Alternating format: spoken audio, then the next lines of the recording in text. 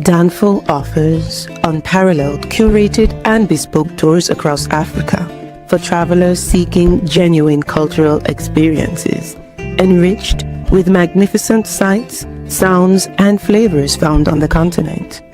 Each trip is reliably curated to ensure visitors are gifted with an immersive and authentic adventure.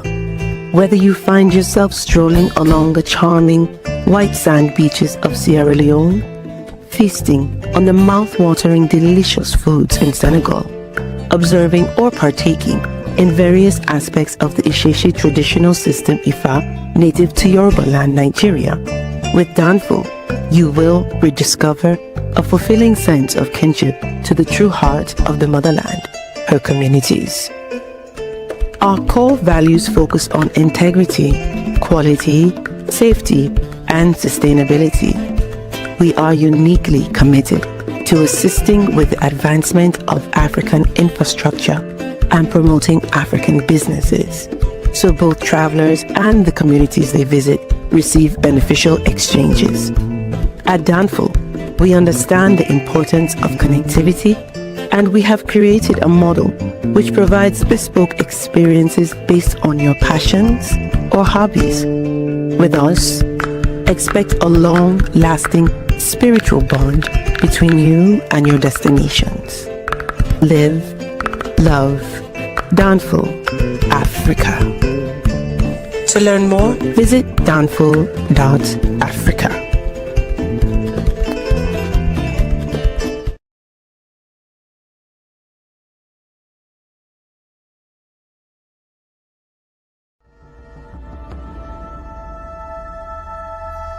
At the Okoli Law Group, we specialize in producing justice. If you or a loved one in the Atlanta metro area is facing serious criminal charges, then you need serious legal representation. The Okoli Law Group is here for you. The Okoli Law Group is here for us. The Okoli Law Group, serious legal representation.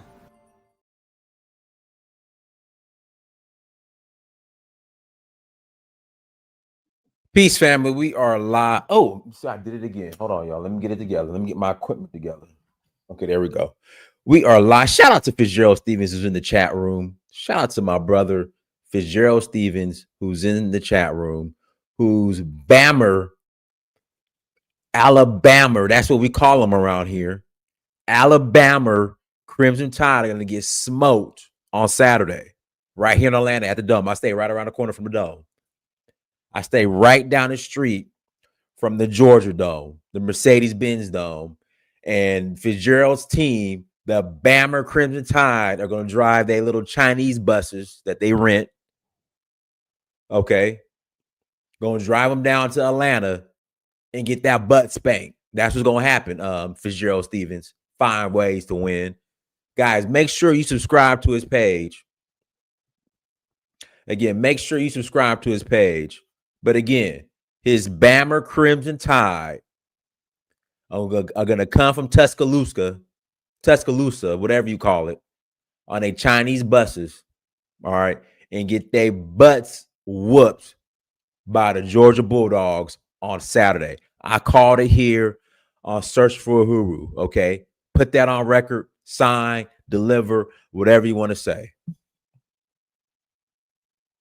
That's what's going to happen. And he knows it. He knows it deep inside. He knows it. Fitzgerald knows it. About to get beat up on. About to get whooped. Shoot. Anyways, let me get back on topic. Y'all, welcome to Search for Uhuru.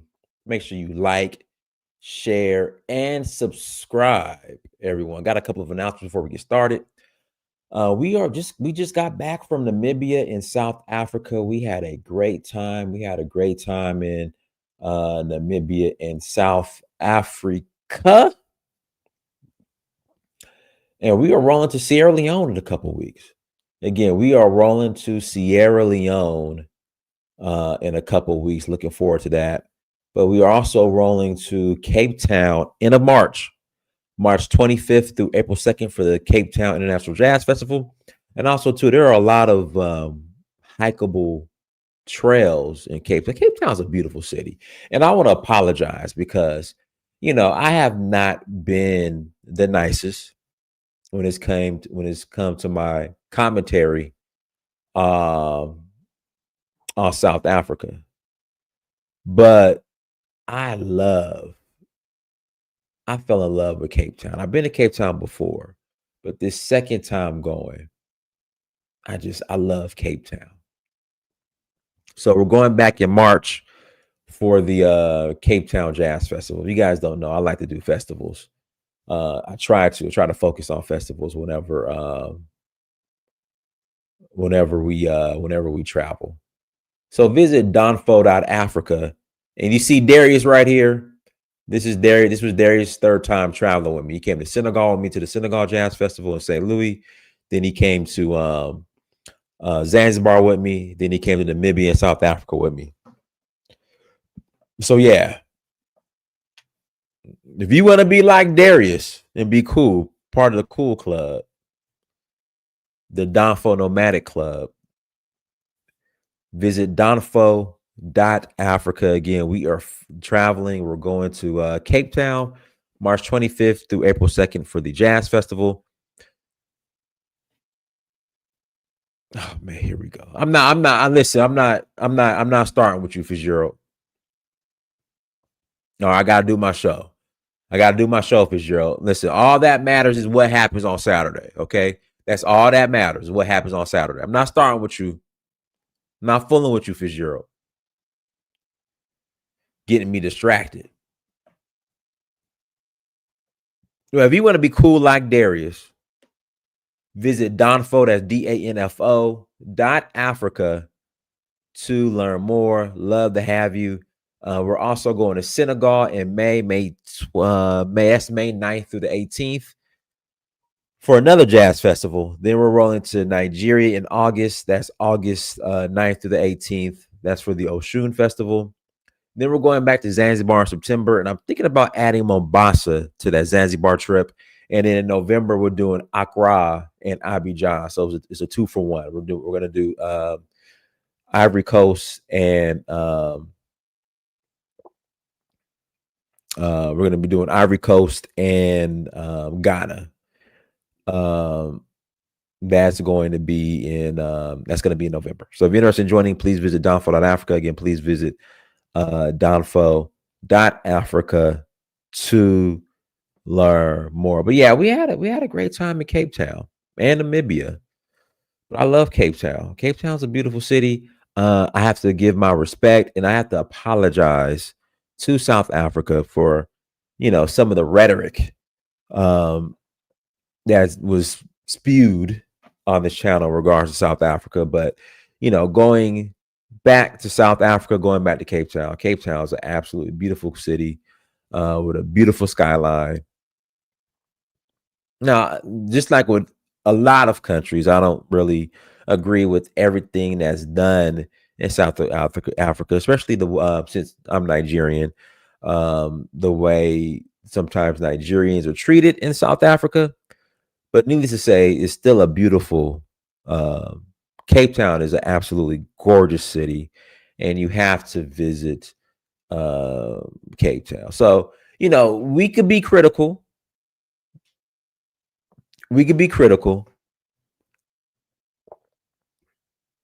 But at the same time, we can. What did Dave Chappelle say? You could disagree with someone, but still be compassionate about them. So I could disagree and not agree with the way some things are handled in South Africa, but I can still show love for South Africa and love for Cape Town. I love Cape Town, man. I'm excited about going back in March. We're going to take about 8 people. We're just going to take about 7 or 8 people. And we're going to have a good time. We're going to have a good time in South Africa. So please visit donfo.africa, and you could be cool like Darius. This is from this was last week, actually. So last week we're in Cape Town. That's Darius at Clifton Beach. And so, Clifton Beach is a vibe. It's like Cape Town. It's a nice. What Elvis say? Those are beautiful countries, but their infrastructure is built by whites and maintained by whites. I mean, it is what it is. It is what it is. And so, we talked about this yesterday. Why can't West African countries, black countries, have the same infrastructure like the so-called white countries?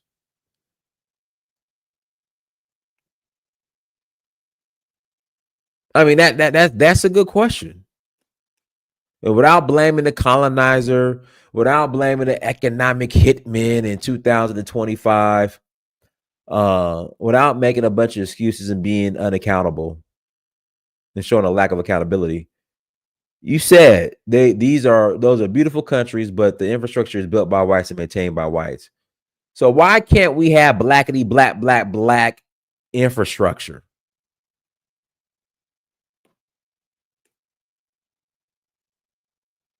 Can someone answer that question? Like, we got to start having these uncomfortable conversations. Why can't we in Nigeria have 24-hour electricity and just good roads? Man, Namibia has the best roads in Africa. Not one pothole. Not one in Namibia. Why can't we do the same in West Africa? Why? Oh man, we got money. Elvis, stop it. Elvis, stop it. We got money. We got money. We got money. Stop with the global white. The white man is not Thanos, Elvis. We got to stop blaming the white man for everything and just start being accountable. We got the money. We got the resources. Is we have an issue with corruption. That's what that is. We have an issue with corruption. Stop it, Elvis.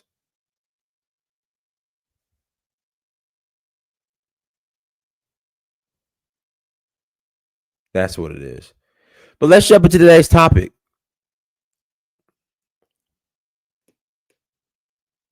Is FBA the CIA? I'm going to start off with 2011. 2011 was the first time I went to Africa. All right. I was not heavily, but I was involved with the conscious community. And this is back when the conscious community was more wearing Africa, go back to Africa.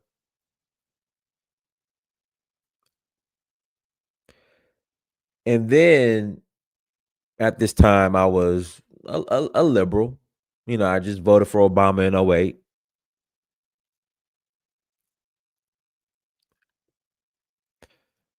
And I remember when I told my liberal Democratic black friends and my friends in the conscious community, hey, I'm going to Africa. I wish I would have screenshotted and documented the responses.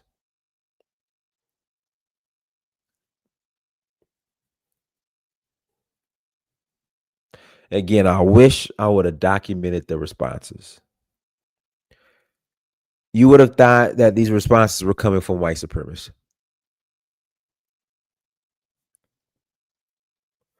No way these responses were coming from educated black folks, but they were.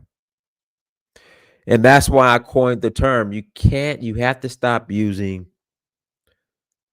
1950s and 1960s and 1970s stereotypes, 1980s stereotypes to justify not going to Africa in 2025. I mean, the responses, a lot of them, I'm not going to say the majority of them, were just so ignorant. Like, sometimes I just have to look at the phone and be like, you can't be serious. Speed up to 2016. Donald Trump gets elected. Donald Trump makes the shithole countries argument. And of course, there was a lot of fake outrage. Oh, he's racist. He's a white supremacist. And I'm thinking to myself, well, you agree with him. The same thing he was saying, you guys were saying when I told you I was going to Africa in 2011. So you agree with him.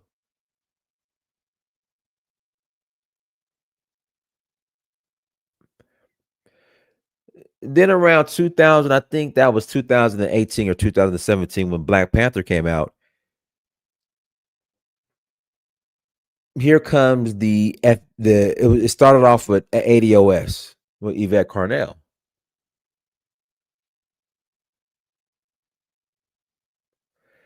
And her rhetoric, her ideology is nothing new. And let me give this disclaimer. I don't want to feed into this African versus African American so-called beef, or you have this online beef that people blow up out of proportion, this African versus African American beef. Like, I don't want to feed into it, but me being Black American, a lot of our people was coming out of the mouths of Tariq Nasheed and Yvette Carnell. A lot of folks agree that they've been saying that for years. It's just this is the first time where Yvette Carnell, they have taken these attitudes and formed like an organization around it. Foundational Black Americans descendants of slavery. But this rhetoric is nothing new. It's nothing new at all.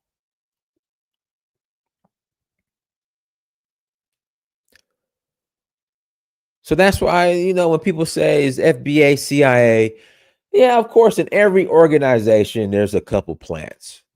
It's just, it is what it is. But folks have been saying this stuff for years. It's nothing new. It's just Yvette and Tariq have been able to somewhat centralize it, if that makes sense. Now, there are probably trolls on the internet, running around, causing division. Absolutely. The whole tether hairline and tether this, tether that. Black folks, we're silly and we like to joke.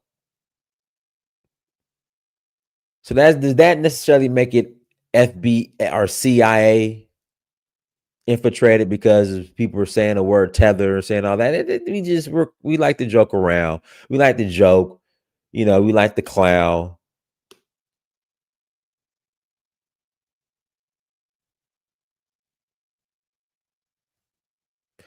There you go. You can say it's a money grab, more on Tariq's side. I don't know what grassroots movements are they undermining. Let me put the link in the chat room, and you guys are more than welcome to call in. But what grassroots movements is FBA actually undermining? And I'm not defending them at all, but I'm just saying what are they? What are they actually undermining? What's Tariq and we'll throw Yvette in there? What are they undermining? You said grassroots. Like, what grassroots?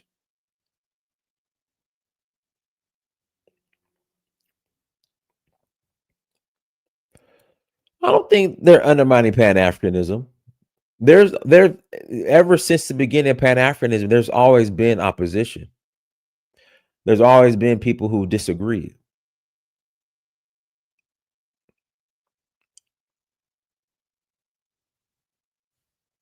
But links in the chat room. If you want to call in and add to the conversation, you're more than welcome to click on a link and add the conversation. Again, guys, please hit that like button. Please hit that like button.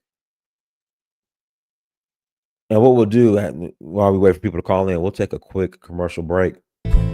Danful offers unparalleled, curated, and bespoke tours across Africa for travelers seeking genuine cultural experiences, enriched with magnificent sights, sounds, and flavors found on the continent.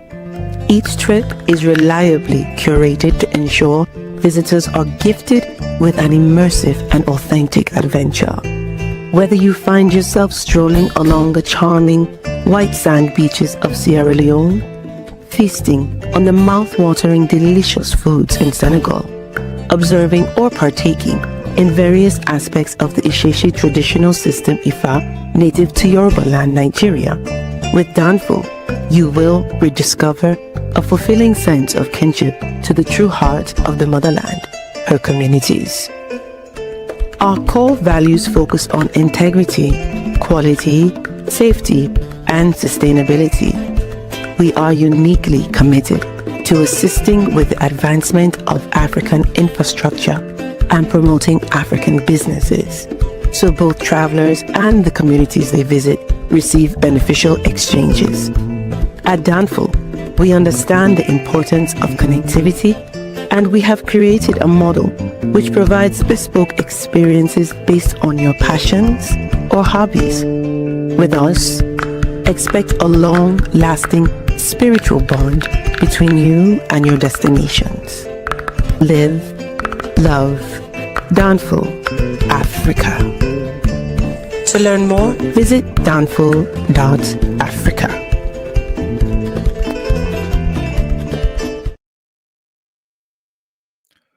Go ahead, Dre.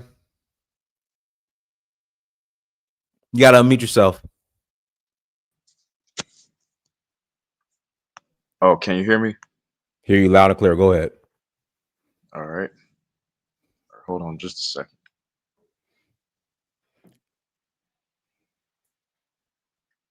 So in terms of, me thinking that FBA is the CIA, I mean, I do agree that it's some agent type behavior because I feel like FBA is pretty much designed to undermine ADOS.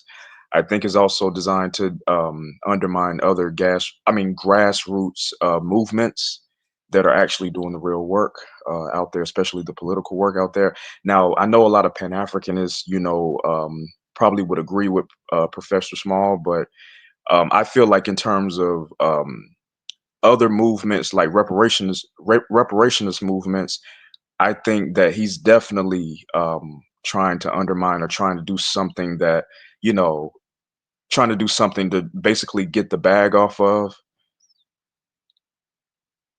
Okay.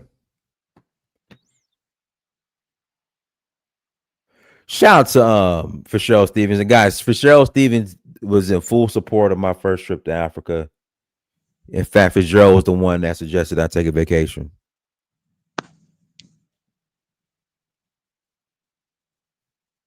Fitzgerald, I think you're doing voice to text. Yeah, I think you're doing voice to text, Fitzgerald. Oh, but you did go to Alabama, Fitzgerald. So I don't know. You did go to Alabama. But thank you for the 499 holla. Thank you for 499 holla. All right, go ahead, Dre.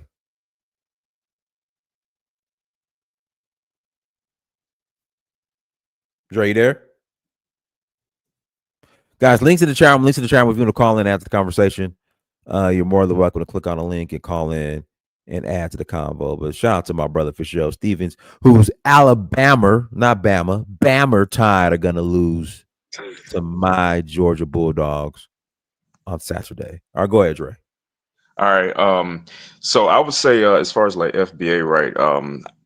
I mean, he even trademarked FBA. I mean, that's a clear one of the signs that can pretty much explain how he's operating. He's treating this like an enterprise. He's not treating it like a lineage. He claims that FBA is a lineage, but it's really just his way to funnel money into his pockets. You see that, and of course, a lot of people say, "Why are you pocket watching?" No, I think what it is that we have a problem with accountability when it comes to these movements, whether they're online or offline. And I think that what's happening is that these groups are, I mean, a lot of the followers who, who follow FBA are people who are associated with FBA tend to not hold him accountable for specific things that are very questionable. I mean, this dude literally started out, writing MacBooks and all of these things, but he's just using the same tactics he's always been using, but pivoting to different things to get it back. He even admitted that that he could have gotten a big bag or a huge bag from a white network or certain white networks to denigrate Africans. See, I think what it is when it comes to these type of things, I think that people think that just because we're practicing precision in terms of specificity, that we have to somehow hate Africans or hate Caribbean people. No, we don't have to hate Africans or Caribbean people. What we're saying is that we're a specific group of people. But what he's turning it into this kind of like hateful rhetoric against them, and I think a lot of times ADOS and FBA get kind of conflated because it's similar in terms of the ideology, but then I think Tariq takes it to another level by saying a lot of hateful things, and I know he passes it off as a roast, but I feel like it's really his way of trying to like make it seem like we're just culturally superior than everybody else. And I'm like, nah, we don't want to turn it into no diaspora war, but we know that that's what he likes doing. I think he likes to stir up that controversy so he can feed the algorithm. Okay. What do you think next, or how do you think the future FBA? How do you think this is going to play out? I think that the future of FBA, I think, is destined to fall apart. I think is going to implode because I would say that like even from the beginning of this, I guess, quote unquote movement, because he doesn't like people to call it a movement or organization or anything like that.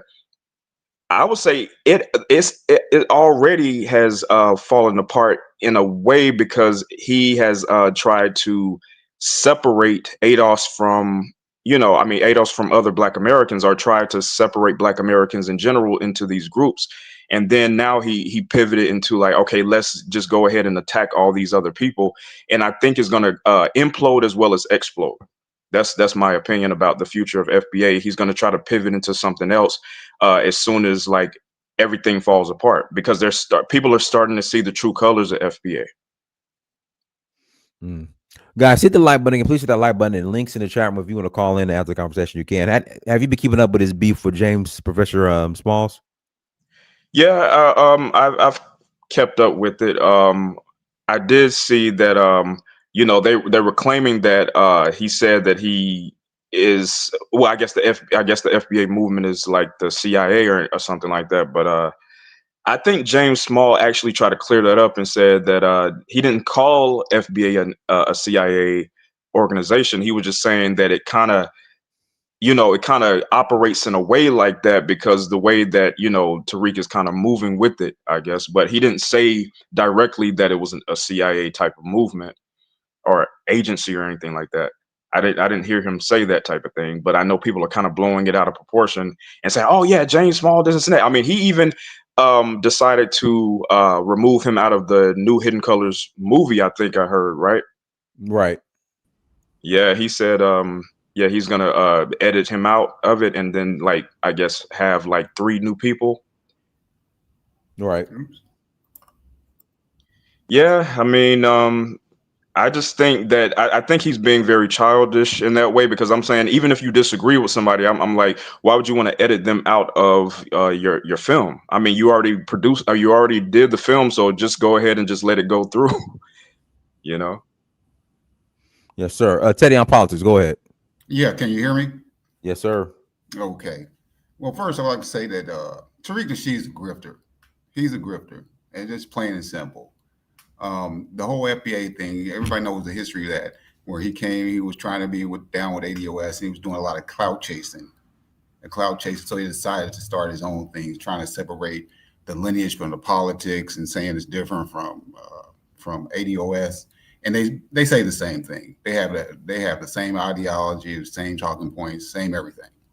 So there is ADOS is lineage based. I don't know why he keeps saying that it's something that's politically based and it's not lineage based. It is ADOS, and they're an organization. They're an actual organization, whereas the FBA is not an organization.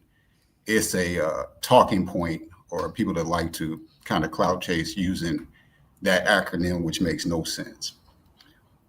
But yeah, he's a grifter, because look at how he's done things. He's still making money off of 1804. Did he take it off of Amazon? Did he take the DVD down? And that he wants to go in. He wants to go in on Black folks from the Caribbean, and he's talking about Haitians as well. But he's still making money off their history. Still making money off it. So he's just grifting, Black people's identity, Black America specifically, identity. I agree with that. Yeah, so that's the thing with that. And he's also, the whole thing was about reparations, and FBA wasn't getting anywhere with the reparations, so they needed a scapegoat. So they started using Black immigrants or people with that were from outside of America as the scapegoat, because they weren't getting anywhere with white folks. So that must be the reason why we're not getting reparations. It's because of the Black immigrants, not because white folks just not coming off the money. It's just that they're not. It has to be something else. So using other Black folks as a scapegoat, like I said, he's just a grifter. And the whole thing with FBA, they're not really talking to Black folks. They're talking to white folks. They're simply saying that white folks are the audience. They're saying that we're Black Americans. We're American as you. That's it. So we should be treated the same on every level. And white folks in America are just not going to do that. So, like I said, he's just grifting. And like Professor Smalls, they're taking that whole what he said out of context. He wasn't saying that FBA is CIA or whatnot. He was trying to make a point. And then other FBA people that support FBA, they went and ran with it and said that somehow Professor Smalls, who's definitely a Pan-Africanist, he's going in on FBA and somehow saying that they got CIA agents in there, they got agents in the group and all that kind of thing. They're just taking it out of context. It's a bunch of nonsense and foolishness. That's what I had to say. Hey guys, hit the like button. Let me read the super chat. Unity is strength. Thank you for $2 holla. FBA now is the manosphere in 2020. It will implode. Oh wow. Go ahead, Patrick Young. First of all, how's the family? Everybody's doing well. Go ahead. Good. I listen to everybody, man. I think that there's strength in unity. I followed Tariq, Yvette Carnell, Tone from Tone Talks. I've been following everybody for a certain amount of years. And I believe at the end of the day, like they say, a broken clock can be right twice a day. So regardless of what I hear, I do like my grandmother used to say, if it's usable, you eat the flesh and you spit out the bones. When you listen to people's information and stuff like that, it's like eating fish. And so that's the approach that I take with it. But the FBA movement came out of the ADOS. Yvette Carnell was the one that first started. Her and Tone was Tone Talks, went public with it. But they were doing conferences, and Tariq was affiliated with them at that time initially, and they were doing conferences, and it was found out that they actually took the idea from this professor. I forget the name of the professor, escapes me, but they got it from him, and they didn't give him credit for it. And that's when Tariq kind of split. Sandy Darity? I want to say she talked about Sandy Darity a lot, but I think it was another Crosby, Kevin Crosby. I Kevin think so. Crosby, I think. Yeah. So they were acting like they were the ones that came up with the ADOS name, but it was actually that brother, that professor, and they didn't give him credit for it. And so people, kind of, um, took issue with that. But what I came to find out is one of the things that made me kind of stand off of it was because initially it was rumored, or some people say they have the facts, um, that they were initially funded by a white supremacist think tank by the name of the Tanton Group. Have you ever heard of the Tanton Group? Yeah, I've heard of it. Um, Oh, you mean like PIFA? Like, yeah, they said she was the head board of PIFA. Yeah, I've heard of that claim too. I mean, she did admit that she was a part of that movement at one point. so the Tanton Group was a think tank that was started by a white supremacist and eugenicist by the name of Dr. John Tanton. He was a very wealthy MD, and he devoted a lot of his time and money to eugenics, to fight against immigration. He was a staunch um, anti-immigration person, and it was the Tanton Group think tank was the one that came up with the idea of Black American delineation. So that's believed to be the roots of it, where it actually came from. It's not an organic Black American thought. Now, myself personally, I listen to this stuff, and while I do think um, we are a different group of people, just as Jamaicans, and I'm married to a Jamaican. I love Jamaicans. I love Black people, period. But I do think there are some differences. I don't think that just because we're Black here in America, everything that we do, we got it from Africa. Now, I just don't believe that. Just take for instance, there are some similarities with the food. I'm from Georgia. My people are from Georgia and South Carolina. So Gullah red rice I do believe is related to jollof, and what's the other one? I think it's Senegal's. Is it Thibaut? You would know better than me. Yeah, Chebjin. Yeah, Tibujin. Yeah. So yeah, I do believe that that there are things. So my people are Gullah Geechee. My people have been in America since 1732.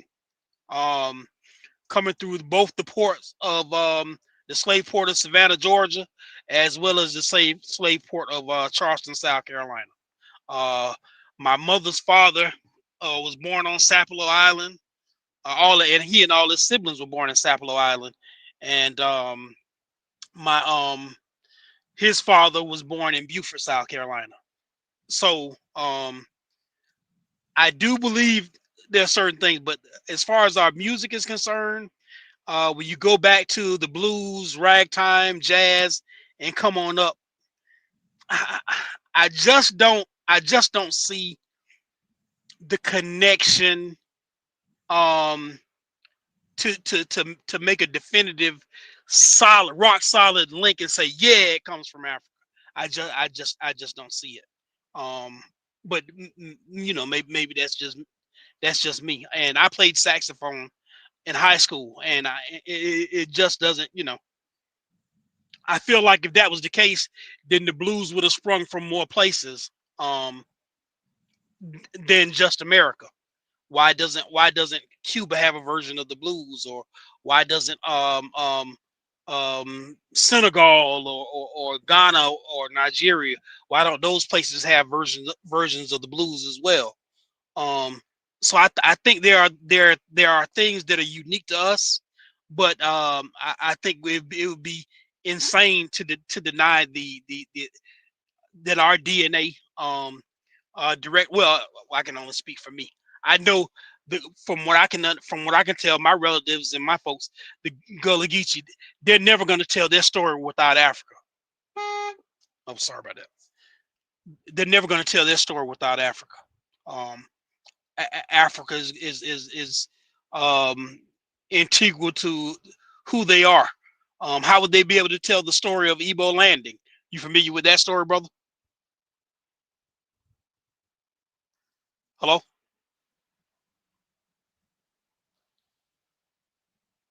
Hello? What story? The story of Ebo Landing. Yeah, of course. Yeah, Miss Yeah, Savannah. yeah. So, um, like I said, that's just the thing. But I will tell you this.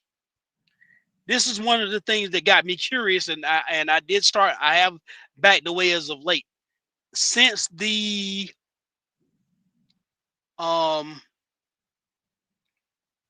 election, the last election, where Donald Trump went to the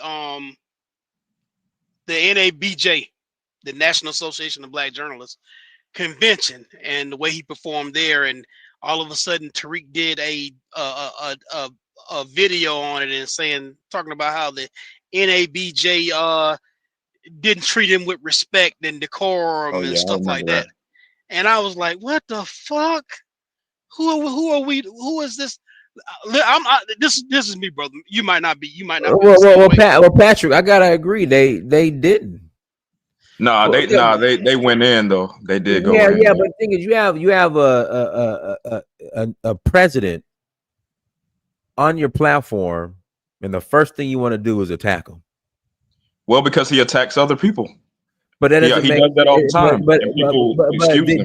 Did he? Excuse him. When he so, but why didn't Kamala show up? I have no idea. And I have no don't idea. get me wrong. I'm not a Kamala Harris fan. I'm Me not neither. the biggest Barack Obama fan. I just think it was a wasted opportunity. That's all. If he was going to take us serious, if I truly believed that he was going to take us seriously, maybe so. But I'm like this. So why even invite him then? They invited him to attack him. That's what I'm saying. Which was stupid. It wasn't stupid. No, I think they were right in doing in terms of asking those questions, because he said all those things. Yeah. I think they invited him to expose him. Yep. But everybody knows Trump. Like expose him how? Like we know Trump. How you expose him how? Well, maybe you and I expose his lies.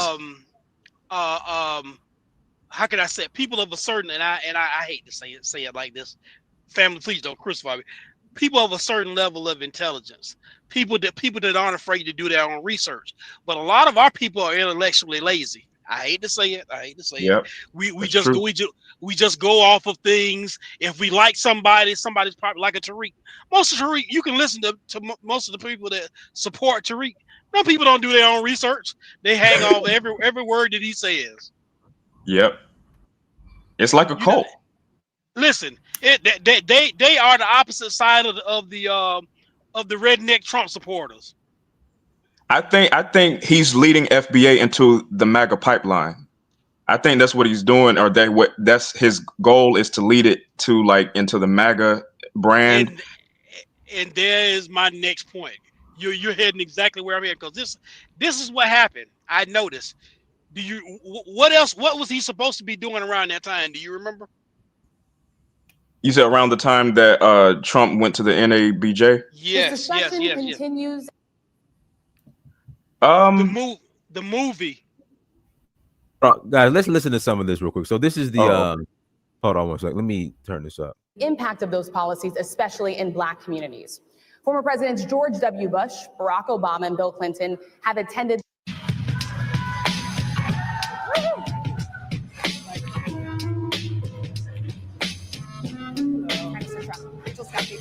Thank you. How are you?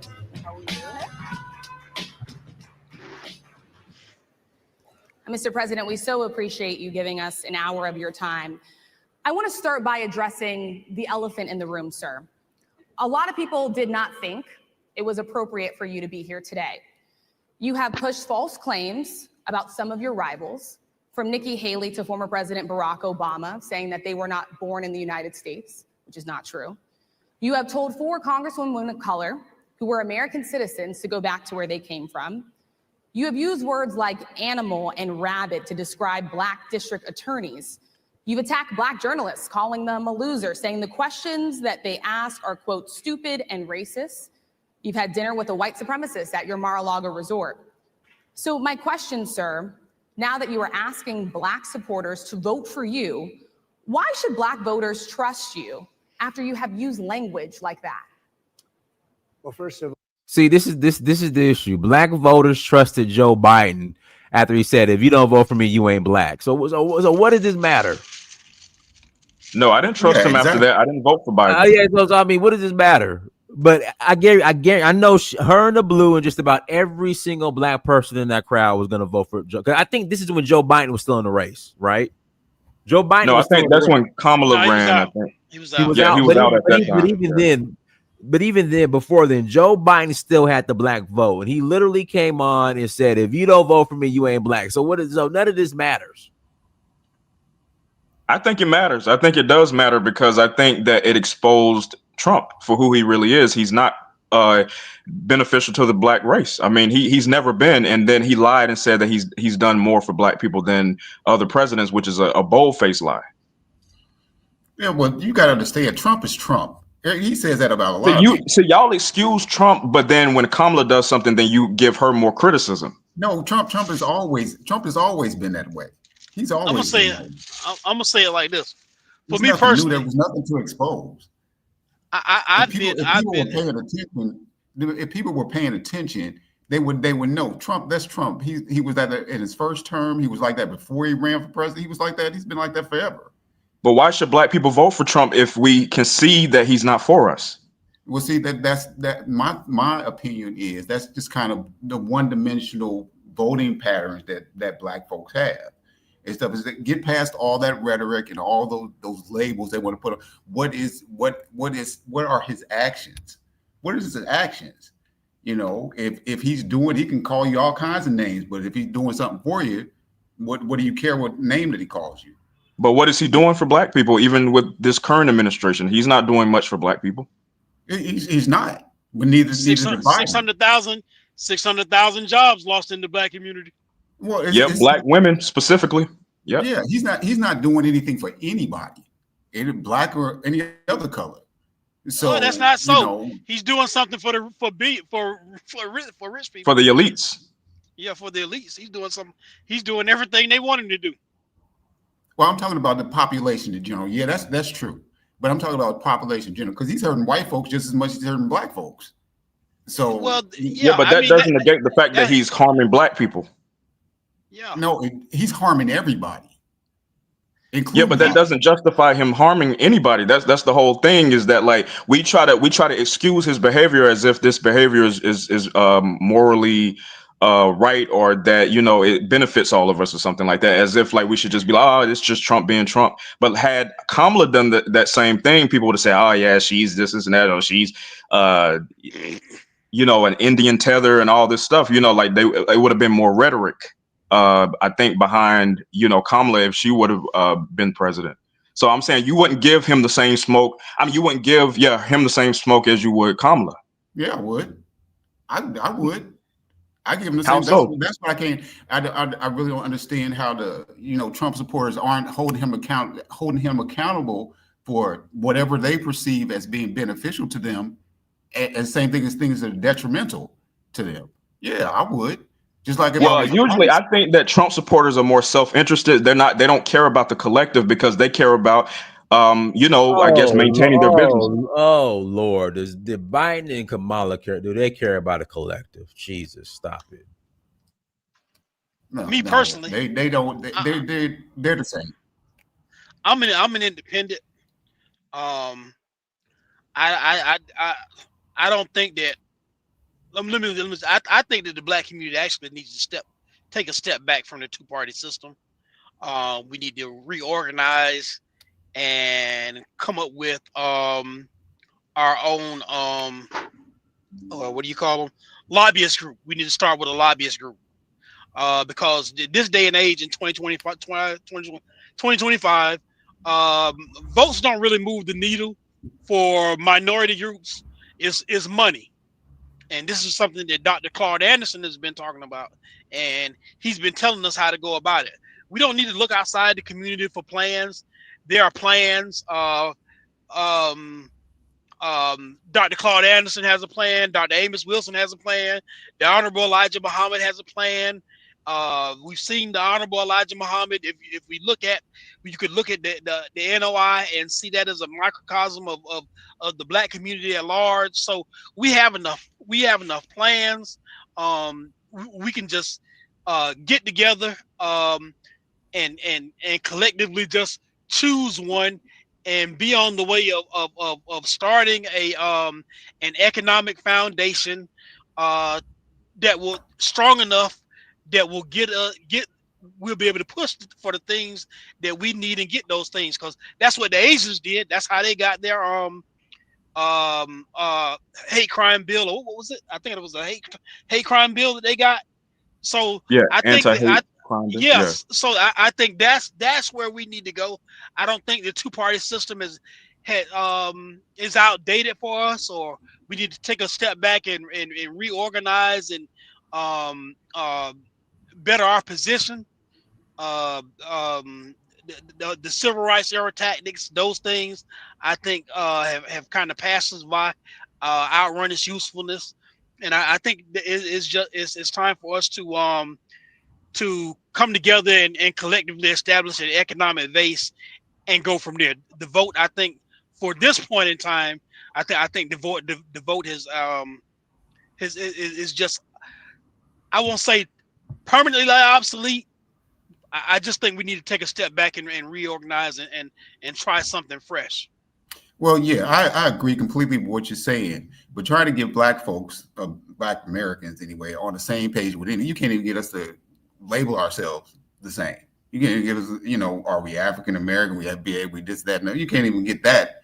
So I agree with what you're saying, and that is the route that we should be taking. But trying to get Black folks together on the same page, that's a challenge in itself.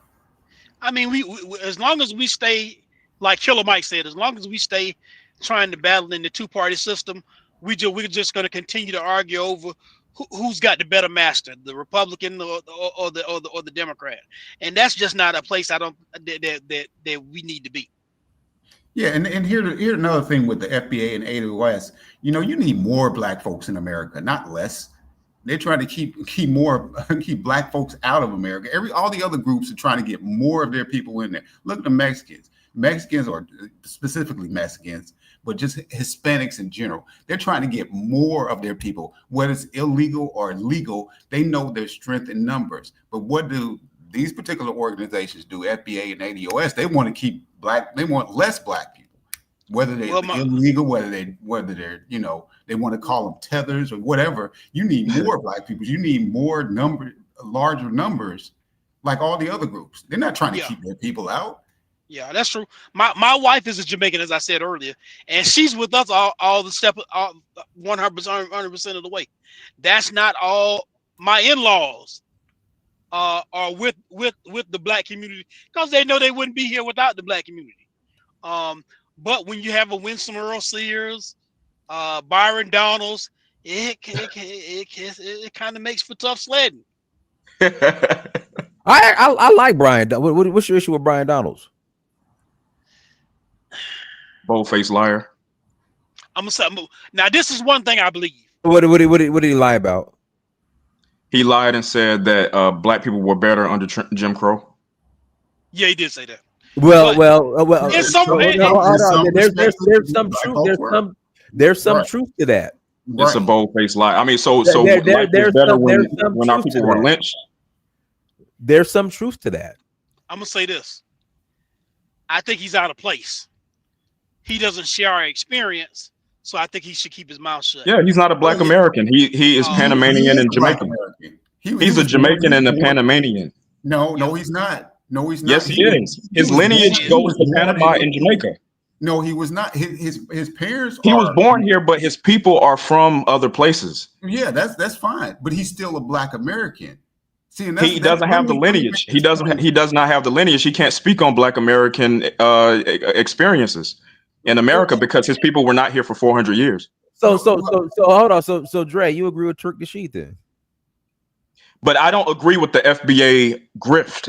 What I agree with is precision, is specificity. That's what I agree with. I Well, don't agree with the way that being Tariq is going about it. being specific, Byron Donaldson is a Black American. He He's was not a Black born in American. America. If you're talking about lineage, he is Panamanian and Jamaican. You can look this up. Well, I mean, if you want to be technical, about it. If you're talking about race, yeah, he's Black, but he's not Black American. He doesn't hide that, brother. He acknowledges his Jamaican heritage, his Jamaican. Well, okay, that's fine. But the thing is, if you were born in America, you are a Black American. That's it. We're talking about lineage. We're not talking about geographical, just solely geographical location. We're talking about like, did his ancestors have blood and soil in this country? That's what we're saying. You know, like when we talk about ADOS, or I guess some people say FBA, but yeah, that's what we're saying. We're not talking about in terms of the country that you were born in. No, we're talking about like how far does it go back? You know. Well, this leads me to this point with the whole tether thing.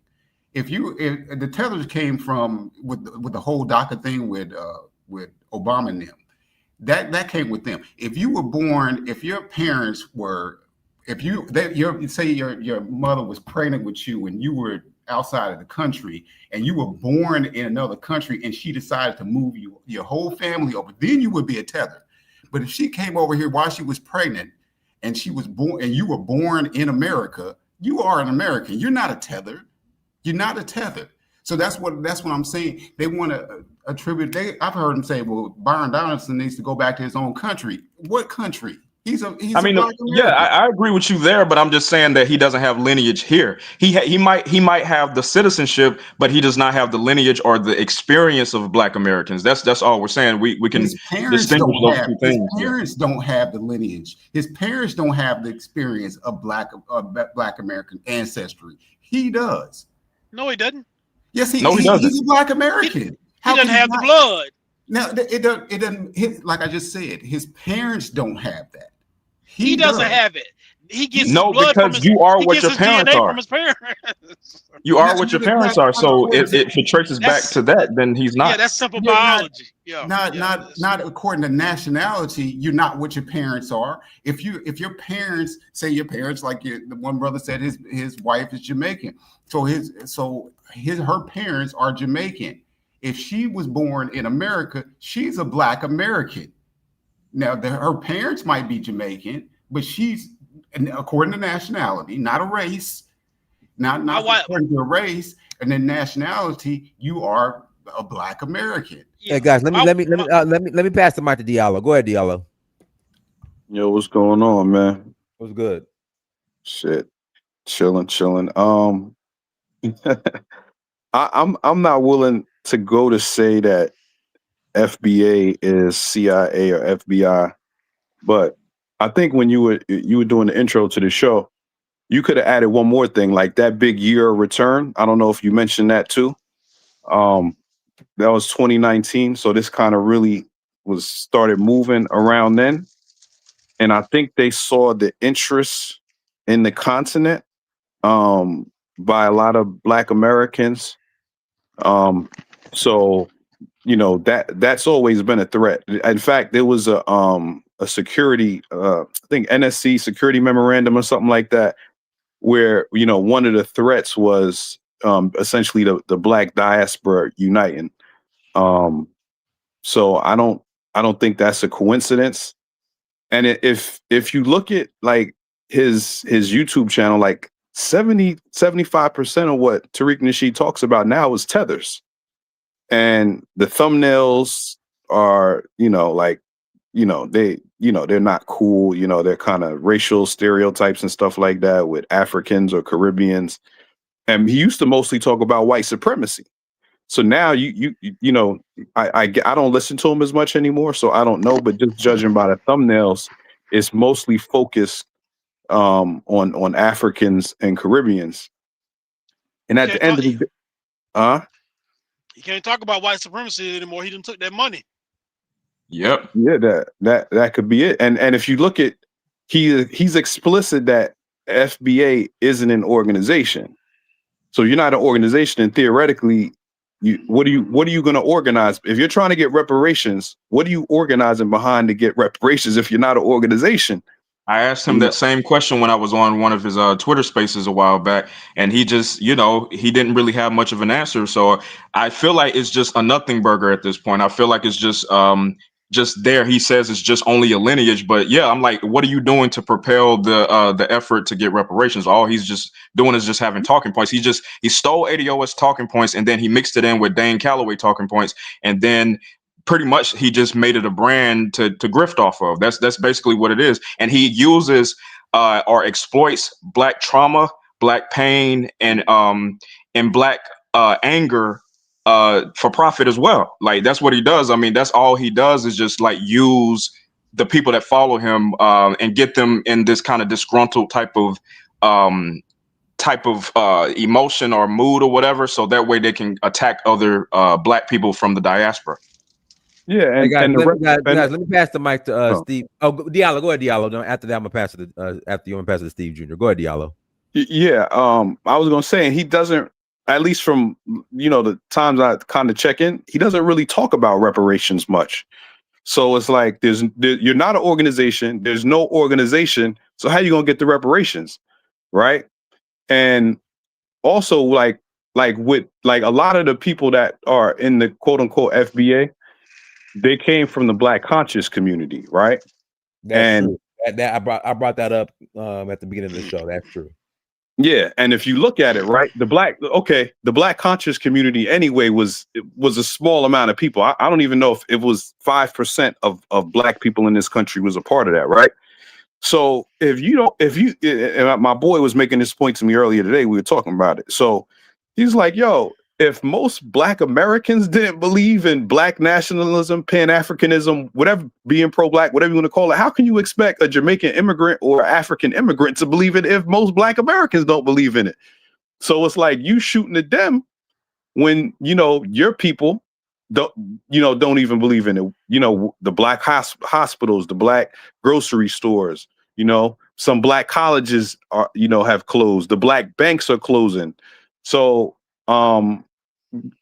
it doesn't make any sense. And I believe too, like the guy, I forgot, I don't know who was just talking, but I think it plays on like a lot of these people, like they don't think for themselves. And look at the American economy. It's in a bad place. The United States in a bad place. And I also think, generally speaking, that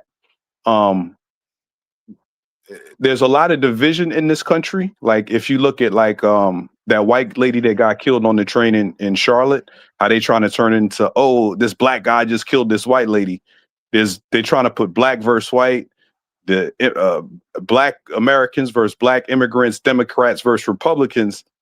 And it's the simple saying that divide and conquer. When you do that, like if the Black immigrants and the Black people ain't working and the Black Americans ain't working together, it's easy to keep them separated to actually get stuff done. Like somebody said, leave the Democrats and the Republicans, do something else. But they want to keep, these divisions in order to keep the status quo. So that's how I feel about it. But I think eventually is going to die out because when you're just doing a bunch of name calling, tethers and hairlines, and you smell like this, you're not going to be taken seriously. It's almost like they're playing a joke on them in front of their faces and they don't realize it. You know what I'm saying? So I'll let somebody else talk. All right, go Steve Jr. Go ahead. All right, thank you for having me on, Dinus. But I believe the whole FBA situation is a grift. I mean, that's what I honestly believe. And another thing, somebody said that Byron Donalds is a Black American. How would he be a Black American? Like, as far as who was the one that said that? I did. Who? Yeah. What's your name, brother? Teddy. Okay, Teddy. What makes you feel like he's a Black American? Like, as far as he was born in America. He's born in New York. He's born in Brooklyn. He was born in America. He's a Black American. His nationality is Black American, African American, Black American.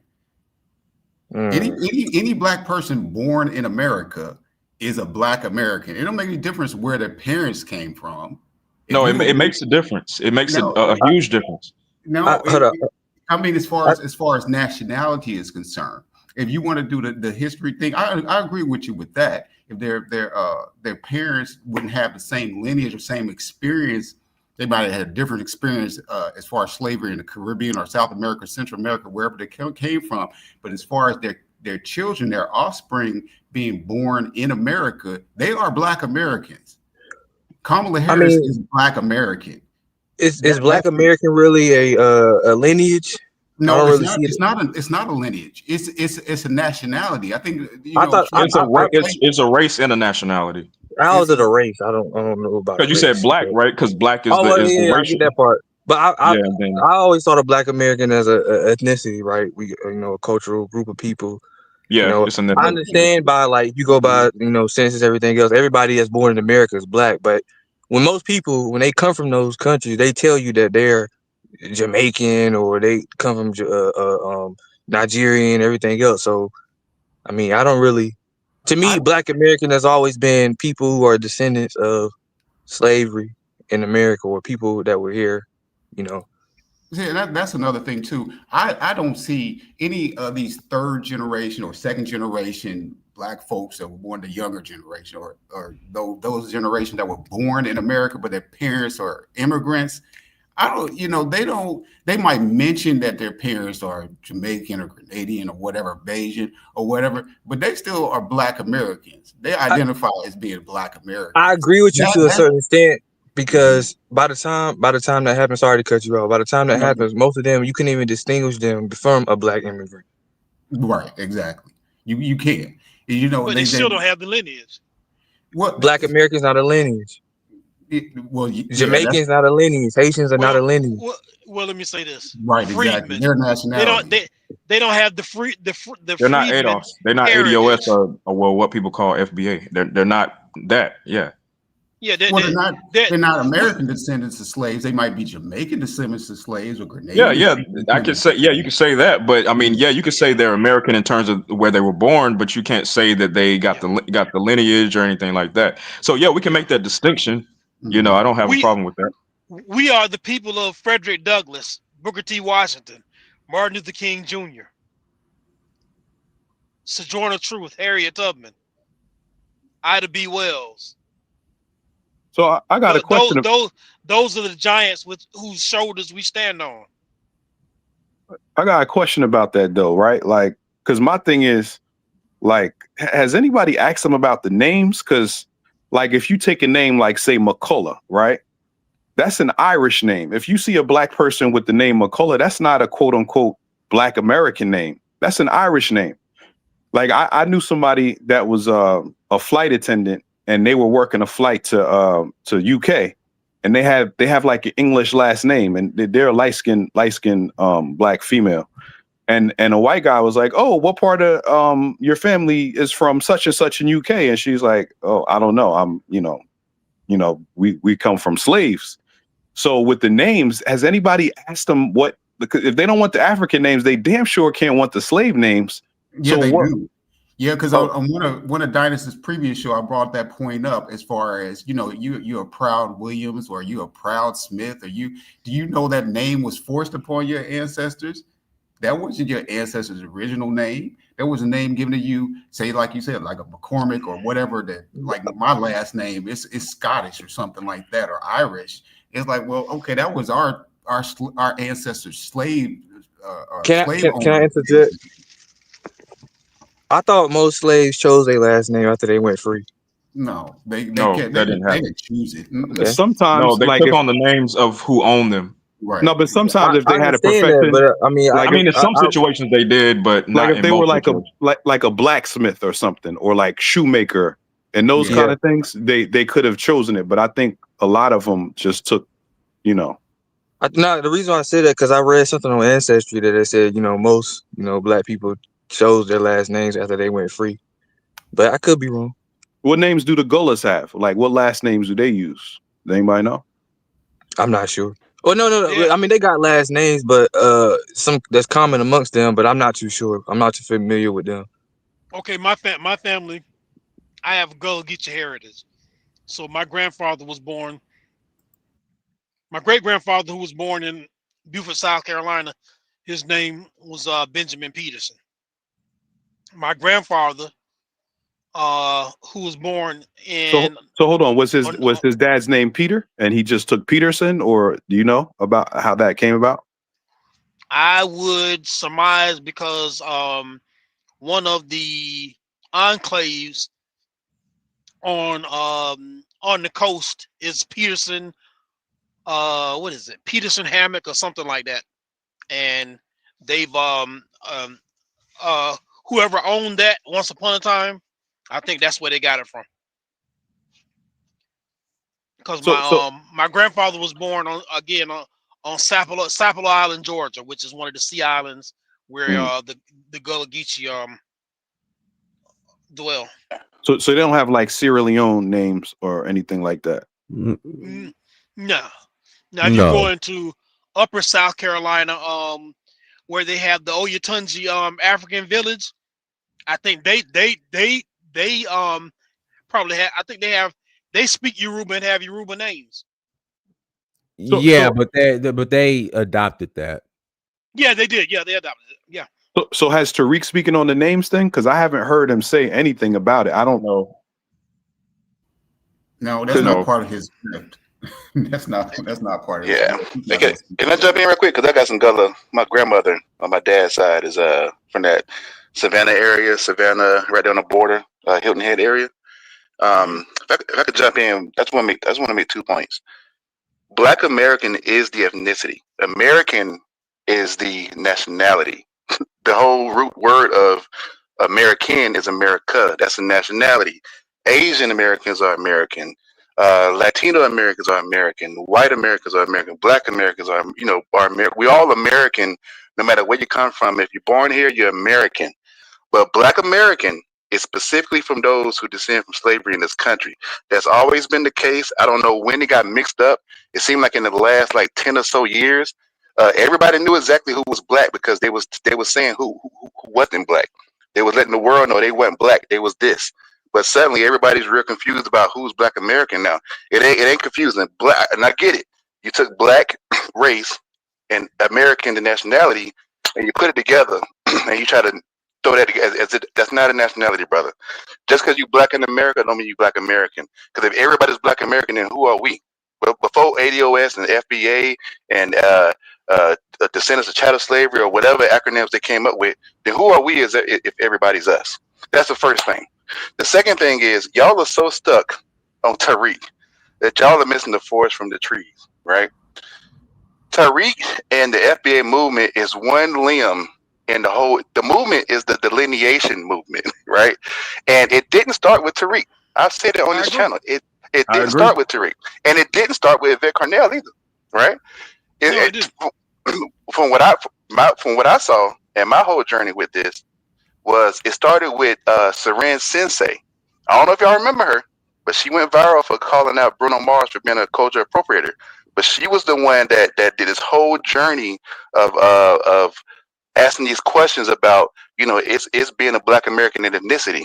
Are we an indigenous to the country, not the land, to the country? She went through this whole phase of transition or whatnot. This had to be around 2016 to 2018. Around 2017 to 18, that's when Yvette Carnell popped up. And the only reason she even stumbled into this delineation was because she said that, hey, look, she looked up and a lot of the data showed that we were mixed in with Africans who were doing pretty good. Which what she called it, masking our failures, right? Oh yeah, Because masking up failures, yeah. right, because if you take in the well-doing Africans who get these scholarships that was intended for us, or these positions that was intended for Black Americans, and you lump them in with us, then it masks the failures. And Quincy, if I can, if I can interject, yeah. when you say scholarships and physicians that was a tender for us, can you expand on that? Not Quincy, Dinas, we didn't have this conversation, man. I done talked to you a couple But you times say about this. tender for us, like what does that look like?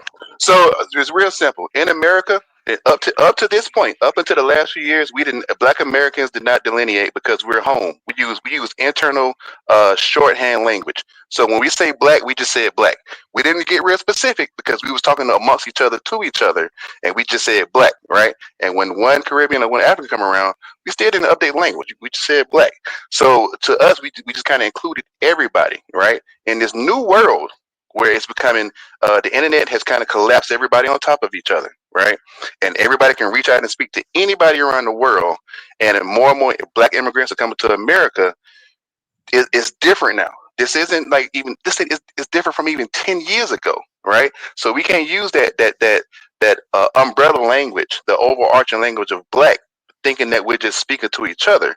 We always need to speak as if everybody's listening, because that's what's always been happening, but we was just the last ones to find out. So when we had Black scholarships, we was just talking about us, but because we lived in the world where we were just talking about us, we didn't really even peep or even scope out that other folks was coming in and getting these other Africans and Caribbeans getting these quote unquote Black scholarships. And they know the difference because, like I said on this show beforehand, there are African specific scholarships. I've seen it. It's a whole website to listen. There are Caribbean specific scholarships. I've seen them. So we know the difference, and people like to tap dance and like they don't know the difference when they say they benefit. So with that being said, ultimately what I was saying was, you all are going so hard at Tariq, right, that you all are laser focused on him that you all missing it. These young folks are on the delineation movement. So if you stop FBA, that's not going to stop the delineation movement. And what also y'all are missing is you keep ignoring the transgressions and the disrespect that comes from the diaspora. And every single time that happens, more FBA pop up. More people hop on the delineation movement. I'm telling you. So y'all can sit here and waste your breath and your keystrokes about Tariq all you want to, but say if right now today you stop Tariq in the FBA movement, that don't stop the delineation movement. It don't. And it is not stopping because the other part, like I said, y'all keep ignoring. A lot of folks keep ignoring the transgressions and the disrespect from the diaspora. And every time these young folks see how we get disrespected as Black Americans, from Caribbeans to African Americans, and we look around and nobody's defending us, that's 10 more FBAs popping up. 12 more FBAs popping up. Can I address that for a second? What you just said about the transgressions by non African American, Black Americans. Give me an example. I hear that a lot. Give me an example that why not a personal, like you went to work and this Nigerian cussed you out or something like that. Something that we all know about, because that's a talking point of FBA and ADOS. Okay, good. I give you one. Y'all spoke about Byron Donalds, who's not Black American. He himself, he spoke about how he's Caribbean American. I forgot what two countries. Panama and Jamaica. Right. Byron Donalds was in, I think he was in Macon, Georgia, when I'm sure y'all seen that infamous video of him being asked about reparations, and he said it on the Breakfast Club. Byron Donalds is Caribbean.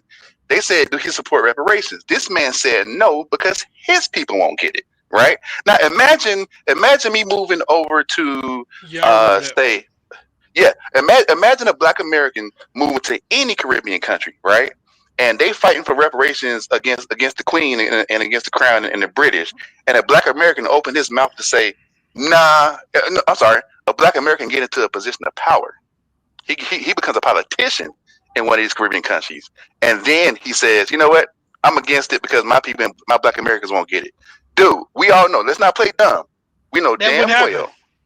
It wouldn't happen. And if it did, he'd be beheaded by the end of the week. Let's not play. Hey, Quincy, Quincy, I got a question for you. He also said in that same interview that he understood the lineage or the delineation attitude or movement or whatever, the perspective. He also said that. I don't care if you understand it if you're voting against it. Hey, Quincy, you can understand all you want to, but if you go vote against it, what does it matter? He's a Republican. There's plenty of Democrats who vote against reparations as well. Yeah, and they black folk. Black Americans. What's the lady who's the leader of the CBC? Cheryl. What's her name? I forgot her name, but she's over the CDC, and so it's twofold. Like Black Americans are getting hit on both sides, right? Hey, Quincy. Well, let me finish this point. I promise I'll come right back to you. Black Americans getting hit on both sides. So Republicans say, hell no, we ain't doing it. It is what it is because of X, Y, and Z, right? Mm-hmm. Democrats, what they'll do is either they'll kick the can down the road, or they'll present legislation that they know won't pass, or they'll try to or they'll just try to muddy the waters and make it all inclusive for everybody, which the Supreme Court has already said it can't be race based. They done said it can't be race based. So at this point, if anybody brings something to the high courts that's race based, they are intentionally doing that to be shot down. So Right. my boy, Yeah, who was saying something? I agree with that. Yeah. Understand that Yeah, perspective. I But agree with like that. I was saying, that it's a lot of black folks, black Americans, Republicans, and Democrats who don't agree with reparations. And they Yeah, can but be that's internal though. That's internal. That's a family conversation. It's one thing for you and your wife, for you and your brother, you and your cousin to have a conversation and disagreement. It's another thing for me to jump in and then disagree and have motion and have impact on the outcome of y'all situation. That's two different things, hold on. The end result is what? What's the difference in the end result? Hey, Quincy. So look, I just Googled it, right? So I wanted to see if black immigrants believe in reparations. And it says a majority of black immigrant Americans support reparations for the descendants of people enslaved in the U.S., though slightly lower rate than native-born blacks. What is that based on? What is that based on? A 2023 survey found that 59% of foreign-born black people believe the federal government should pay reparations, compared to 77% of native-born black people. Okay. So much respect to those 59%. Much respect. Yeah. So I guess we got more allies. Yeah. So if more than half, right, believe in that, I mean, you know, I wouldn't take anecdotal things, and then a lot of stuff on the internet. Like I think a lot of this is anecdotal. He's not anecdotal. I mean, he's one guy. Like, you know, he's one guy. What was that Nigerian politician who, as soon as he got in office, he wanted to get rid of Black History Month? I forgot. He ugly dude. I forgot his name, but he was up in the like Midwest or something. I can't remember where he was at, up north or somewhere. He got up there, and like I said, it's most of them have enough sense to not come out and say that stuff. But like I said, Democrats do it. They do the little sleight of hand trick where they won't come out and say they ain't against it. They'll just kind of, you know, put a hole in your tire, let it leak slow, kind of for the most part. So, you know, I get what you're trying to get at, man. But if we could have got it, we would have got it. Do you believe that black Americans should marry black immigrants? And I ask you this because I was on a Twitter space one time and they said, these people are crazy. They said black Americans shouldn't marry black immigrants. They said black immigrants are a bigger threat to black Americans than white people. Yeah. And I disagree. Yeah. Nah, I wouldn't. I wouldn't go that far. I asked him. I said, really? I said, well, show me what city black immigrants run. Where they run the police, they're the mayor, they're the majority of the city council, they run the school district. You know, they run the hospitals, and then show me how much worse the black Americans in that city are versus all the other cities. Well, you know, the Somalis deep in Minnesota, and Nigerians are deep up in Houston. And there has been stories about the Nigerian correctional officers in the prisons, to which you got to admit, how you go come all the way from a black country to America to be a correctional officer to beat down on brothers. I mean, so, and we already know how the Somalians get down in Minnesota. I mean, it's all kinds of stories. You know, it's billions I've in seen fraud up that way. police brutality in Africa, and I mean, it's crazy. So I mean, that's true. So I mean, people adapt to the system, though, right? People adapt to what the system allows. That don't give you a pass, though. We still give you that same smoke. We should. I mean, there's a lot of stuff that with the FBA I agree with. Like I agree. If not more smoke, because they wouldn't even be here if it wasn't for us. So they actually deserve more smoke than anybody else. But how you literally come over here on the backs of us and then be against us? Like, you literally wouldn't be here if it wasn't for us. But Chris, you got to think. Look, we are in the country with the strongest propaganda in the world. Right? I mean, this country, you got people, little girls still saying they want the white doll versus the black doll. You know what I'm saying? So I can't fault them when they've been fed this propaganda too, wherever they come from, and then they come here. But they grown. And you know what I noticed about that approach? They grown. Like, nobody gives black American this leeway and this benefit of the doubt if we don't know X, Y, and Z, or view The diaspora. No. The people come down hard on Black Americans when we don't know shit about the diaspora. They come down hard on us. The whole matter of fact, the whole diaspora jump us the minute we don't know what's going on in the Congo. I mean, like, if you say something loud and ignorant, the whole diaspora would jump on us. We don't get the same leeway, but with them, it's always treating them like they're the little brother who just don't know no better. You know what I mean? But you can't play both sides. You can't be the super smart Nigerians, the real hardworking immigrants, but then also be the naive people who just don't know no better. Like, which is it? Well, Which is it? You can't be I'm both. pretty sure there's a To reason for that. point, But I mean, to your point is like, why don't black folks in America know what's going on in the diaspora?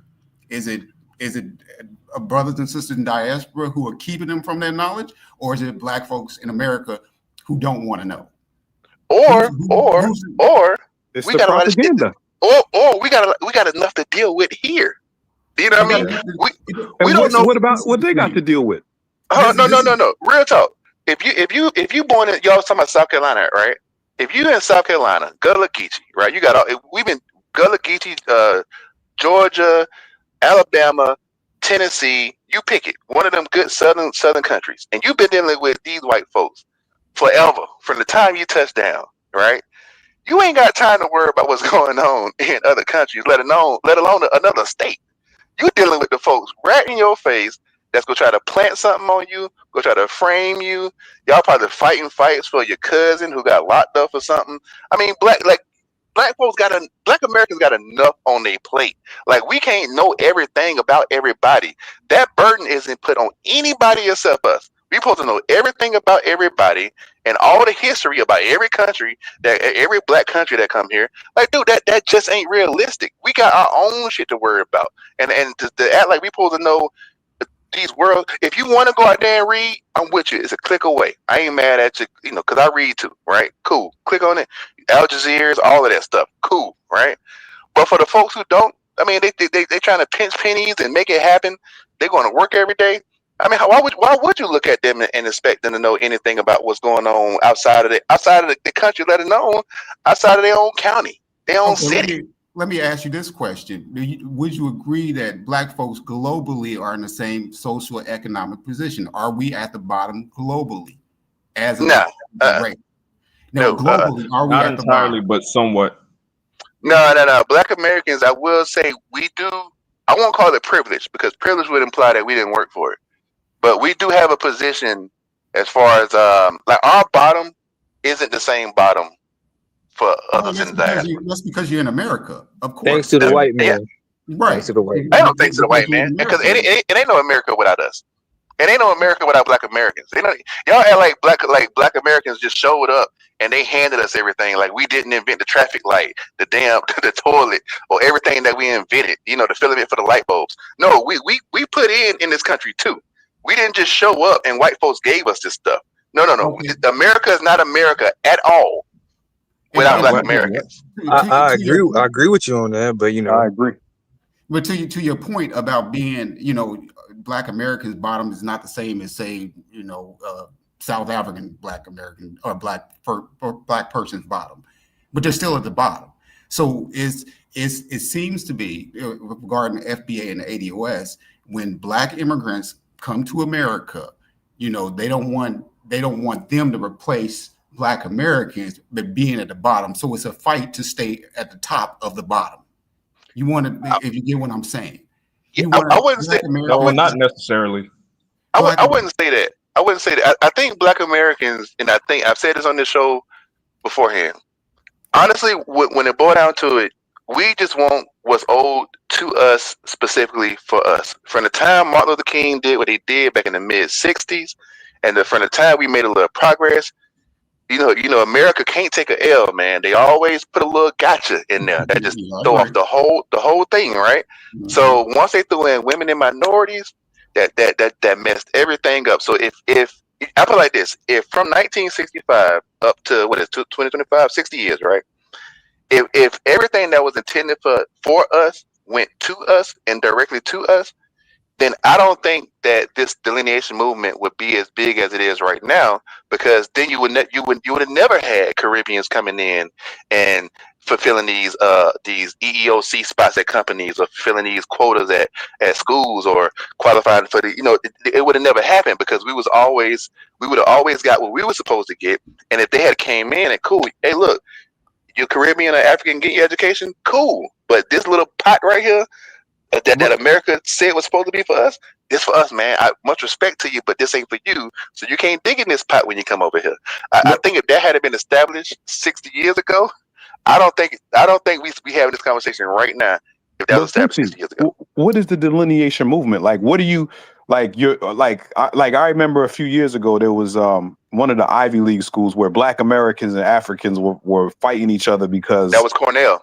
That was Cornell. Yeah, I'm like, who gives go to a HBCU? Go, I fight for slots of HBCUs, but you delineate, right? So what are you saying? So the Black Americans get the jobs at these corporations, or like what is the like the end game, and how are you getting there? That's the thing I don't understand with the Tariq thing. It's like there's no organization. So where are you going with it other than just making jokes online and like you know what I'm saying? Like that's what makes it so childish, is that there's no real organization behind. Maybe ADOS is a little more serious, but what are they doing other than having a conference once a year and writing an article or replying to people on Twitter about how great Black Americans are and how this immigrant committed this crime and they weren't a Black American? Like, where are you going? Okay. So the way I look at it with the delineation movement, right? I look at Tariq and the FBA movement, that aspect of it, that tree of it, as like the cultural guards of the movement, right? That's how I look at it. And then you look at Vet and ADOS, and they're more of the political spaces. They are making moves. Some of them look real sideways over in California, you know what I mean? But they do have their political movements, and they do show up to a lot of these town halls for reparations and all of that stuff. So it's like different arms of the delineation movement, right? And a lot of the stuff is just straight up organic. I mentioned earlier where you got people jumping on board simply because they've been told, you're on campus. They got a black organization, then they got an African organization, and we try to go to the African organization, and they say, oh no, this ain't for you. Like that little stuff like that sparks. That's the little sparks that happen for the FBA and the delineation movement. Say what? Yeah, where's an example of that? Oh, hold on. Cornell. Hold on. Cornell. I'm not gonna say which HBCU I went to, but granted, because it was an HBCU, so you didn't need a black club. So I'm pretty sure this is more of a PWI thing or whatnot. But Cornell, what was the other? It was Cornell. That's the main one that always come to mind. And I don't know if it was Dartmouth or what. I'm not sure who it was. But let me answer the question. Let me just paint this picture, y'all. When you ask the question about PWIs, right? Let's keep it a buck. All the money is in PWIs, right? And it's less about going to the school and it's more about making the connections, right? Because you never know. Your roommate, your classmate, they're going to be the next Mark Zuckerberg or whatever, right? So if that PWI says, hey, we need 8-10% black students, right? We need 8-10% to what's the word? To pay back for slavery. I forgot the word, but pay back for slavery. We need 8-10% of black students, right? What happens is, and what's been happening is, those black students weren't Black Americans. Even Cornell West, he made it a point one time when he was talking about, I forgot what Ivy League school, but he said, well, how many of those are actually descendants of slavery in America, right? So they make this percentage designation, right?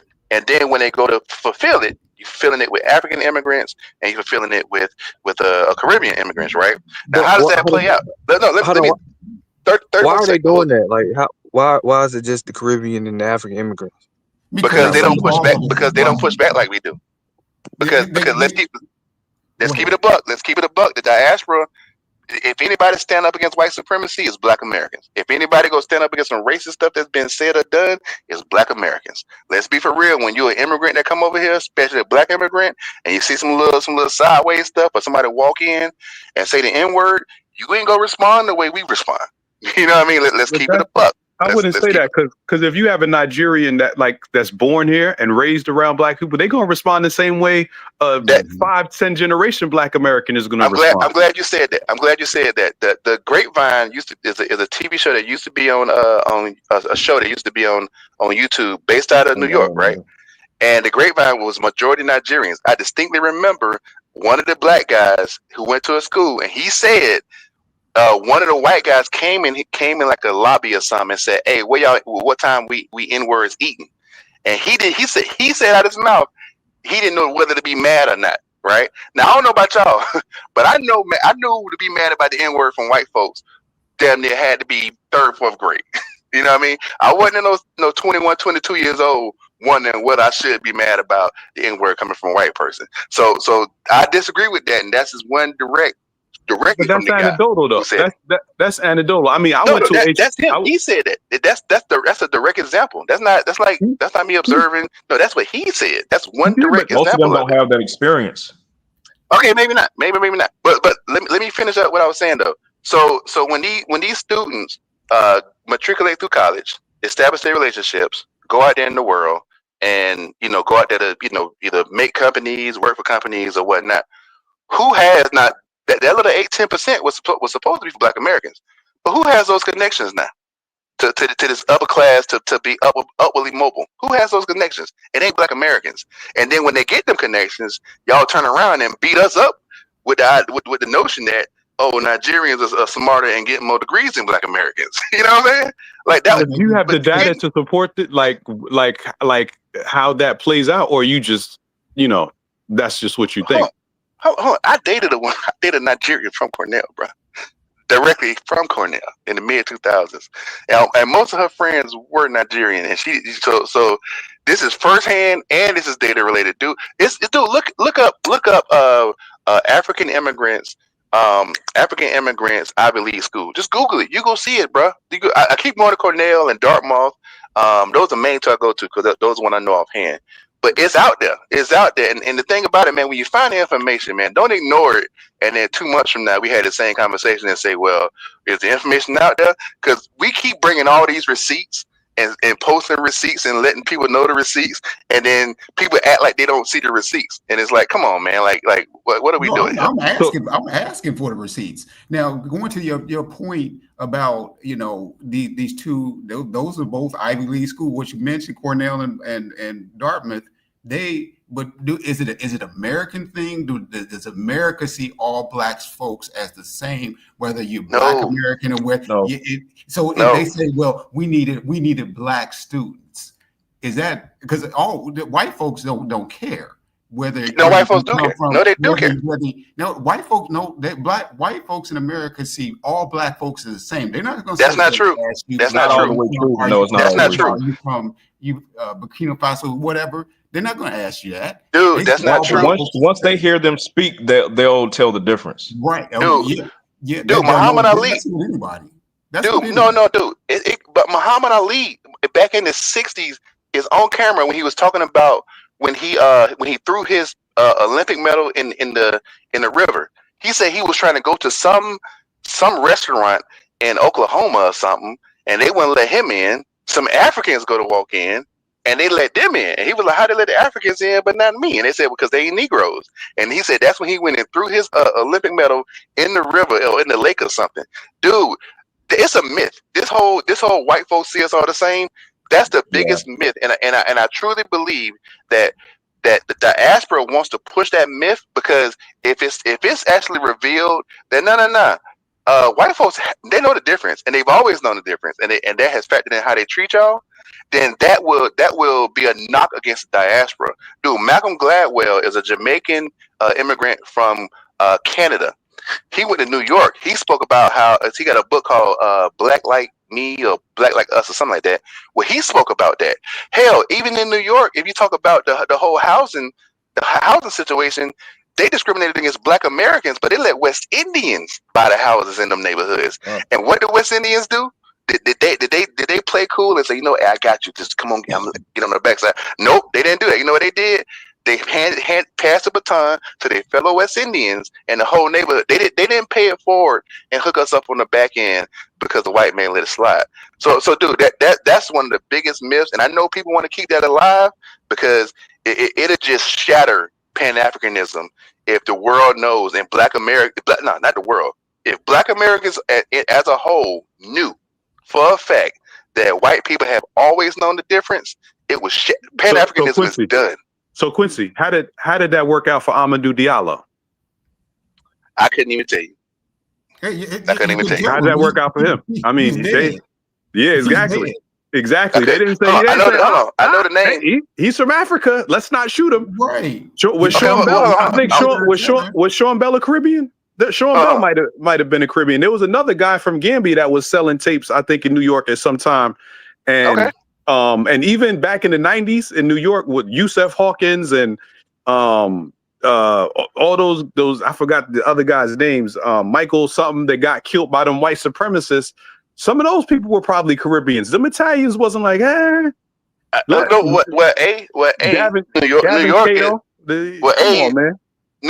York is a unique study case because New York is up until like maybe the last 20 years.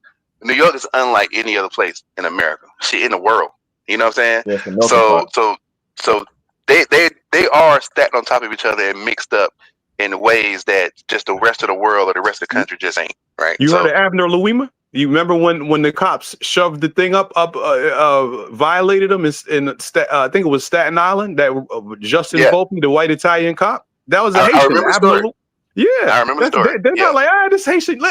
Let's go find a Black American. Let's go to Staples and find a Black American. I'm with you. Hey, everything you say, but that don't negate anything I'm saying. I mean, yes, it's cases where the police go wild out. It does. Yes, it does, because if they really saw them as different, Abner Louima was minding his business. Amadou Diallo was minding his business. Well, hold on. Nothing is absolute, for the record. Nothing is absolute. So that's why I asked you for the data, because because kind of the way you're saying it like, oh, they like this, and the way they look at this like this. You're right. That's my whole point. Is nothing is absolute. So when you talking like that, but it's enough for there to be a through line though. There is a commonality, but commonality don't mean absolute. Commonality is just what you said, commonality. So what is the commonality? The commonality is white America has always known the difference from Black immigrants and Black Americans. They've always known the difference. What was Philando Castile? You said it was a commonality. The commonality between Black immigrants and Black Americans, are they Black? That's the commonality. Yeah, race-wise, yes. Yeah, if we're talking about racial profiling, yeah, of course, that makes sense. Yes, race-wise, yes. But let me know. I don't know. Is that because there's a lot of the Jamaicans and Haitians there had a little thing, a little flag, a little emblem hanging up in their window. I mean, was that kind of a little, hey, I ain't like them niggas over there? Is that? You let me know. Or it could be they're proud of their nationality. They're proud of where they come from. Or it could be both. In America, where Black folks in America don't know where they come from.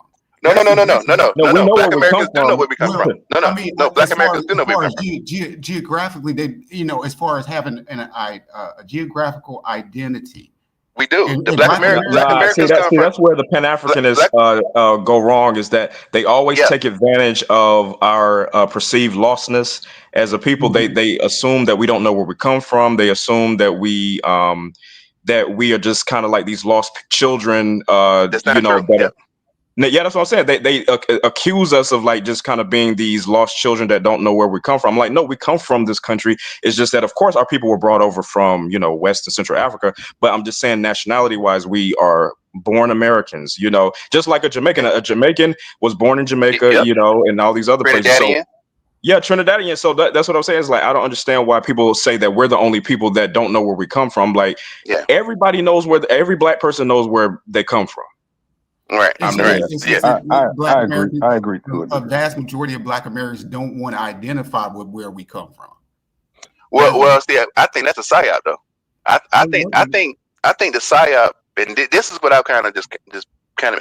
I think the psyop and this we all talk about the FBA being the CIA or whatever. I think there's been a long running game against Black Americans to kind of trick us into not staking claim what's rightfully ours. You know what I mean? I mean, even like notice how we can't even enjoy chicken and watermelon, even though we love it. But we can't even enjoy that. We know why? Because they stigmatized it. They put out ads and cartoons and stuff, so we can't even enjoy food. And they You know what I mean? stigmatize African booty scratchers, like and babies in Africa. I mean, right? you got a point there. There you go. I mean, I'm with you. I'm with you. So we're living in trees. Oh, do you sleep with lions? Like, I mean, again, that's the propaganda I talked about earlier. Yeah, it's all propaganda. And we the propaganda headquarters.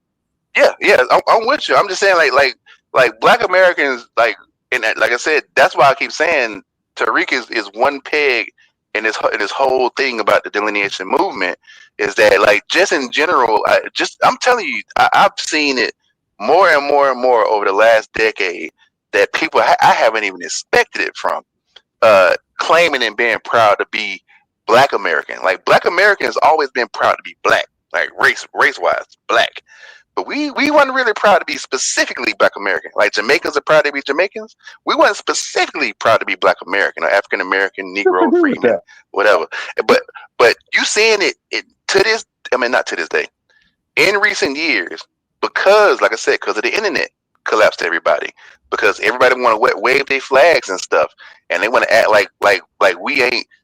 For lack of better words, like, oh no, I respect that Donis. He don't do the N word. Like we ain't them N words. Like, come on, don't flex on us with no flags or flex on us about nothing, because ain't nobody doing it like we've been doing it. Nobody's more, nobody doing it like we've been doing it. And I ain't even gonna say entertainment. I'm gonna just say inventions. If you flush a toilet, think of Black American. If you open a doorknob, think of Black American. If you stop at a stoplight and you alive because they didn't blow through that intersection, think of Black American. Nobody do it like we do it. You turn the light on, think of Black American. So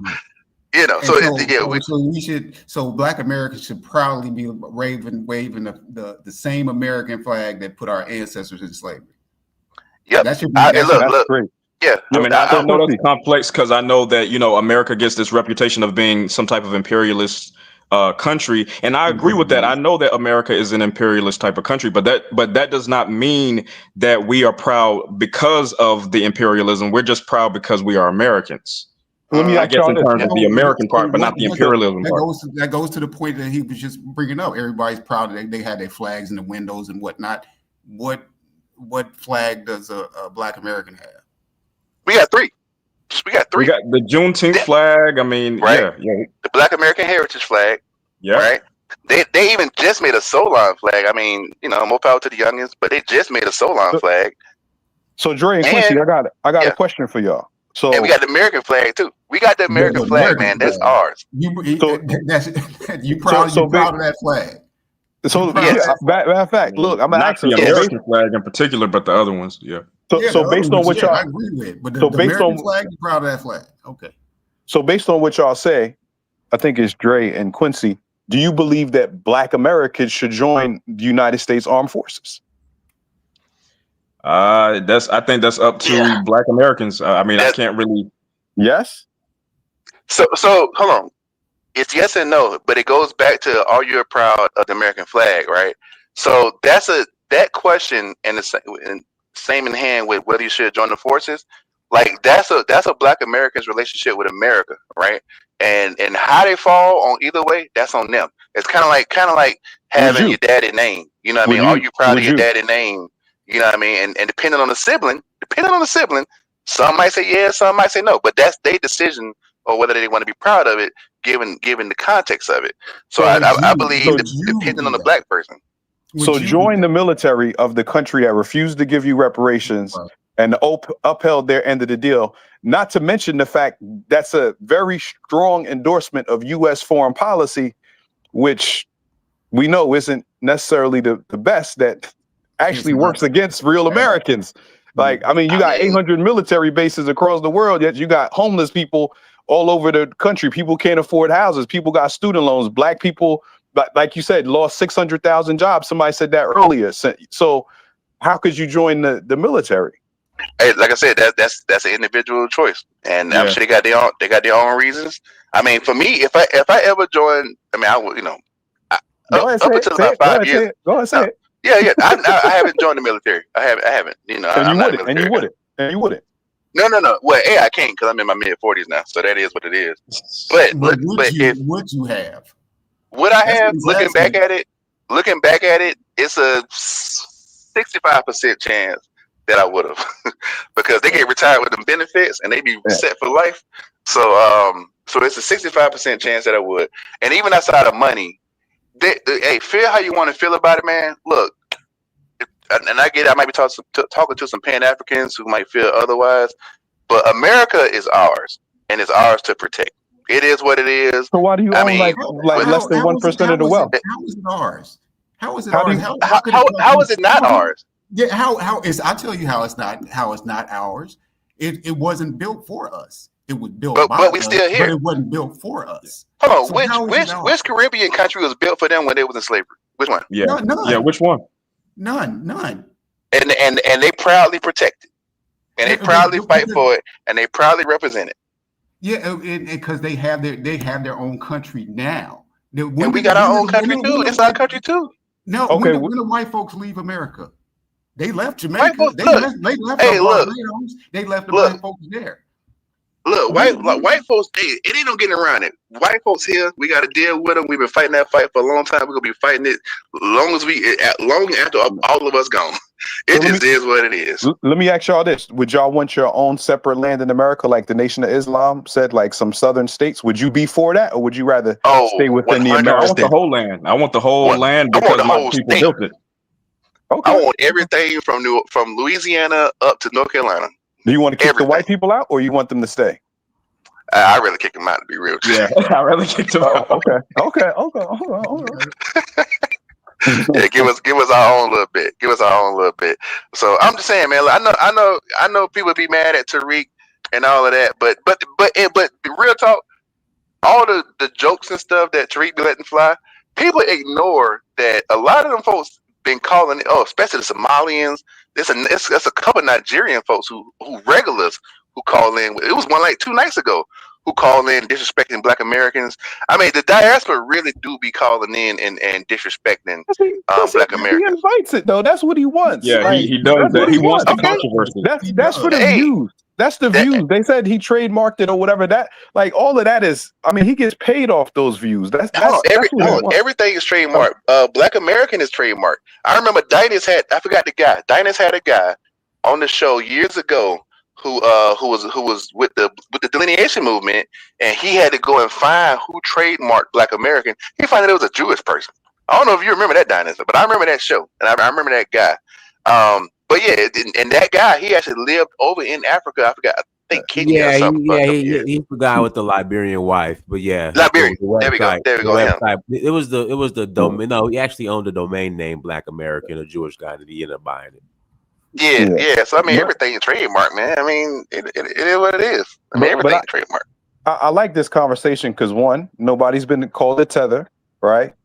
And two, it's a civil. Like if they had like civil conversations like this, like it would be better. But when it's this like so much hostility with the name calling and like, oh, where you from? Like it's LA gang culture. Like, what set you from, cuz? Yeah, they do kind of act like that though. FBA kind of act like that too. Yeah. Well, to be fair, look. I was on there one time and like they was asking me about background and all that and stuff, and I'm like telling them like, I don't know. Numbers don't add up. It sounds like you. What country you from?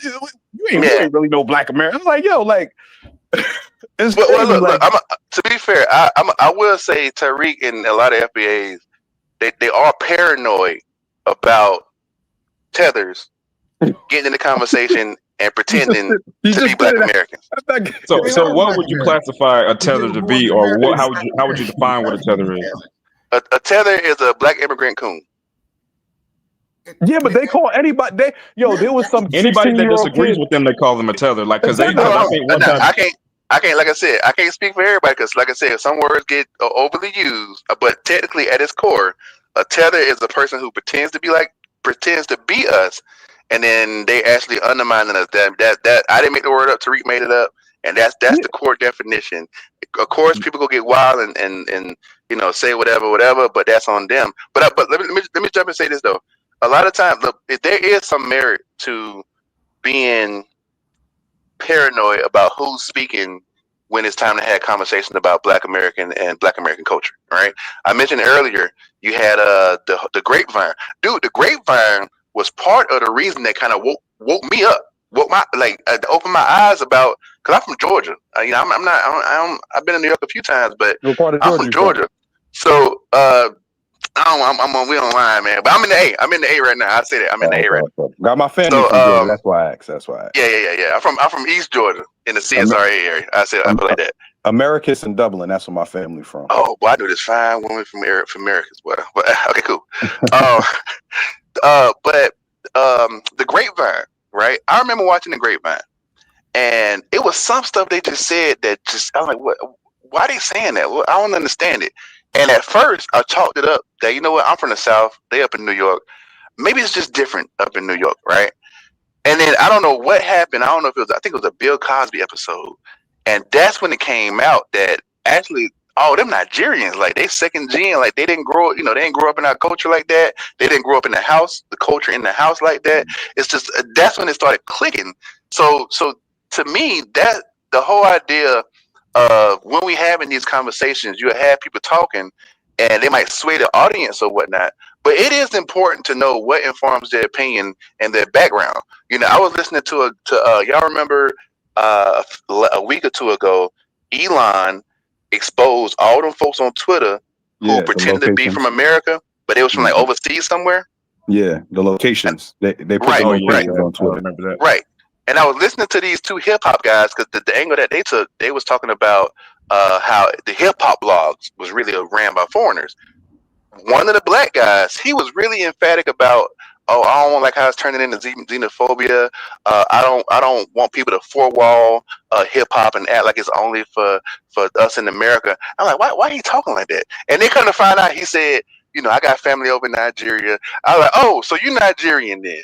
So you're a Nigerian who don't want to put hard guardrails up around hip hop and Black American culture because that would exclude you. You know what I mean? So it's little stuff like that when people jump in these conversations and you hear them saying stuff and it just don't sound right. And then they kind of find out, oh, that's why.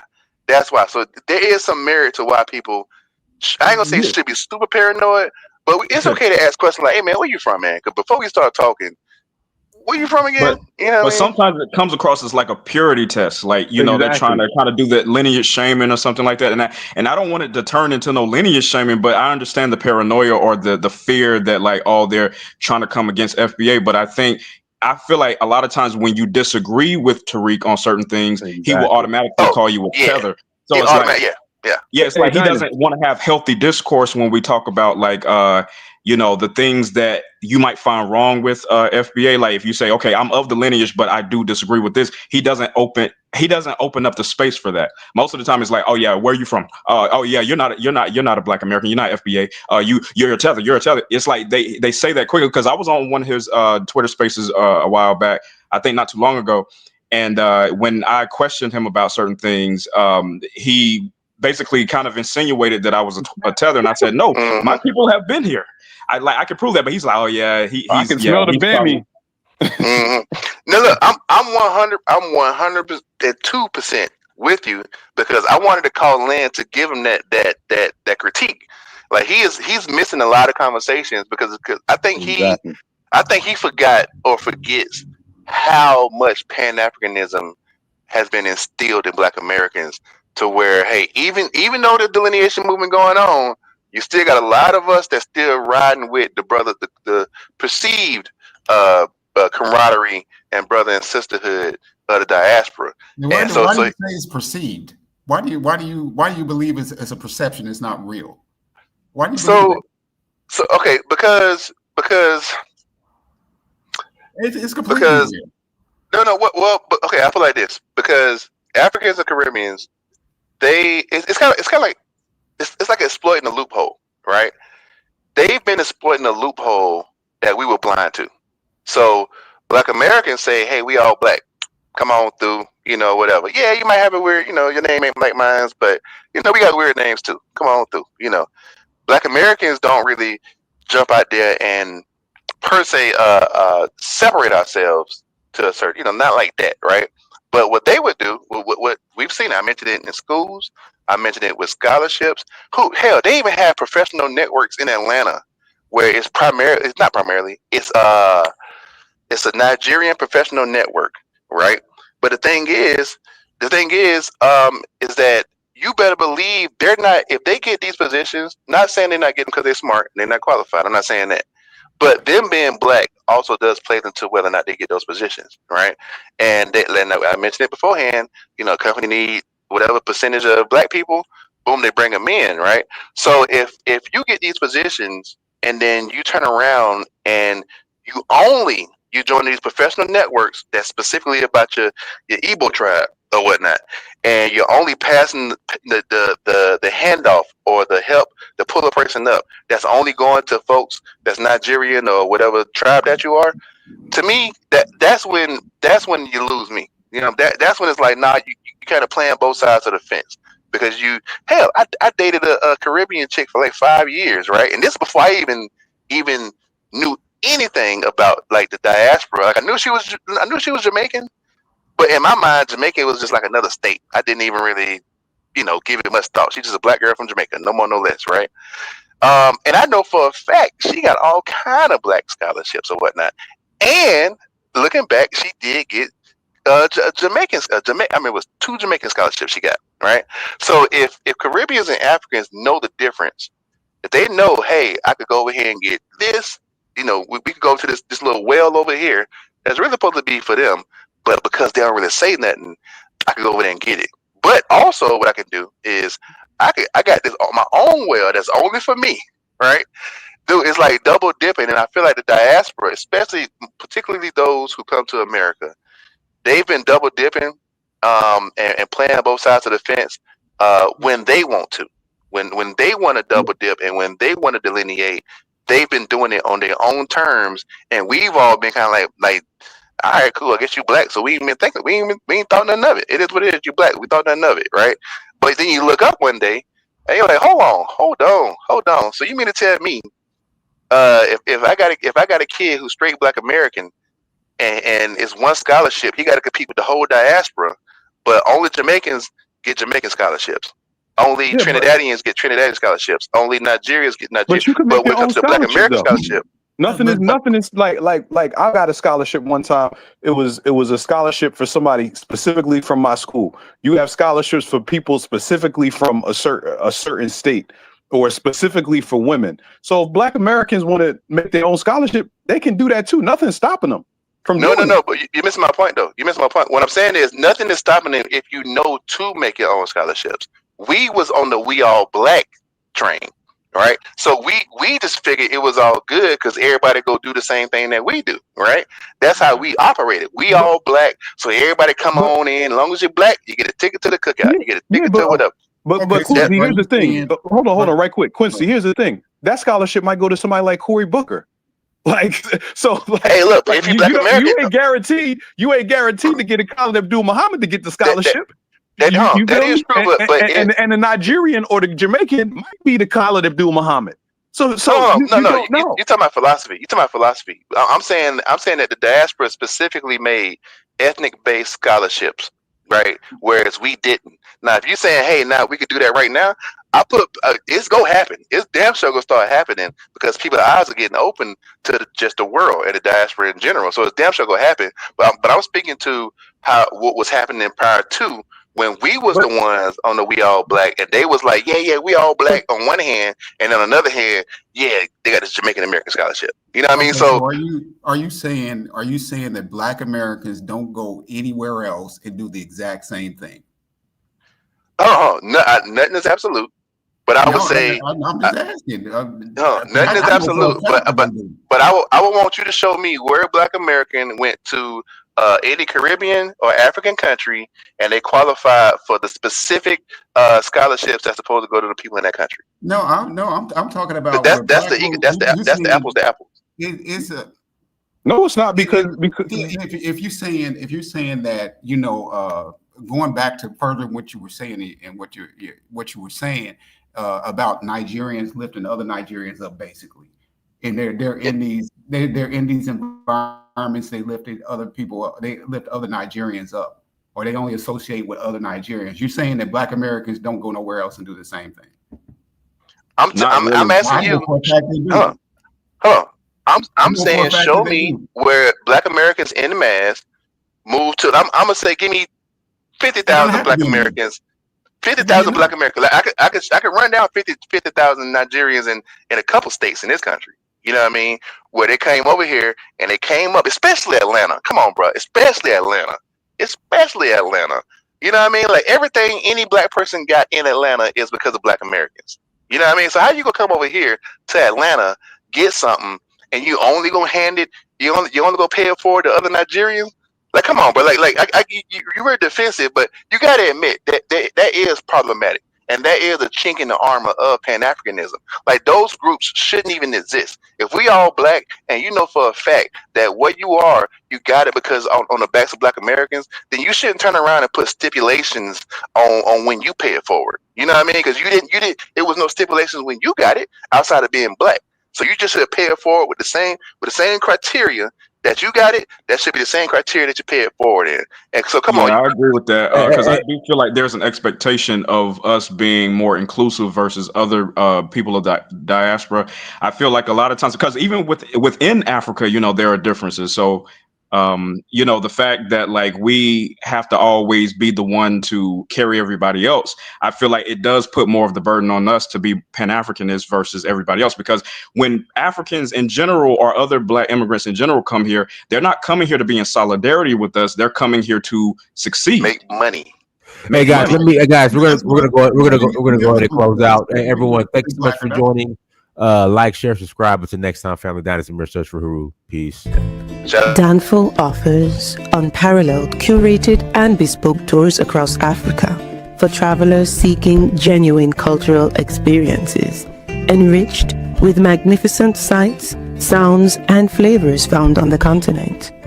Each trip is reliably curated to ensure visitors are gifted with an immersive and authentic adventure.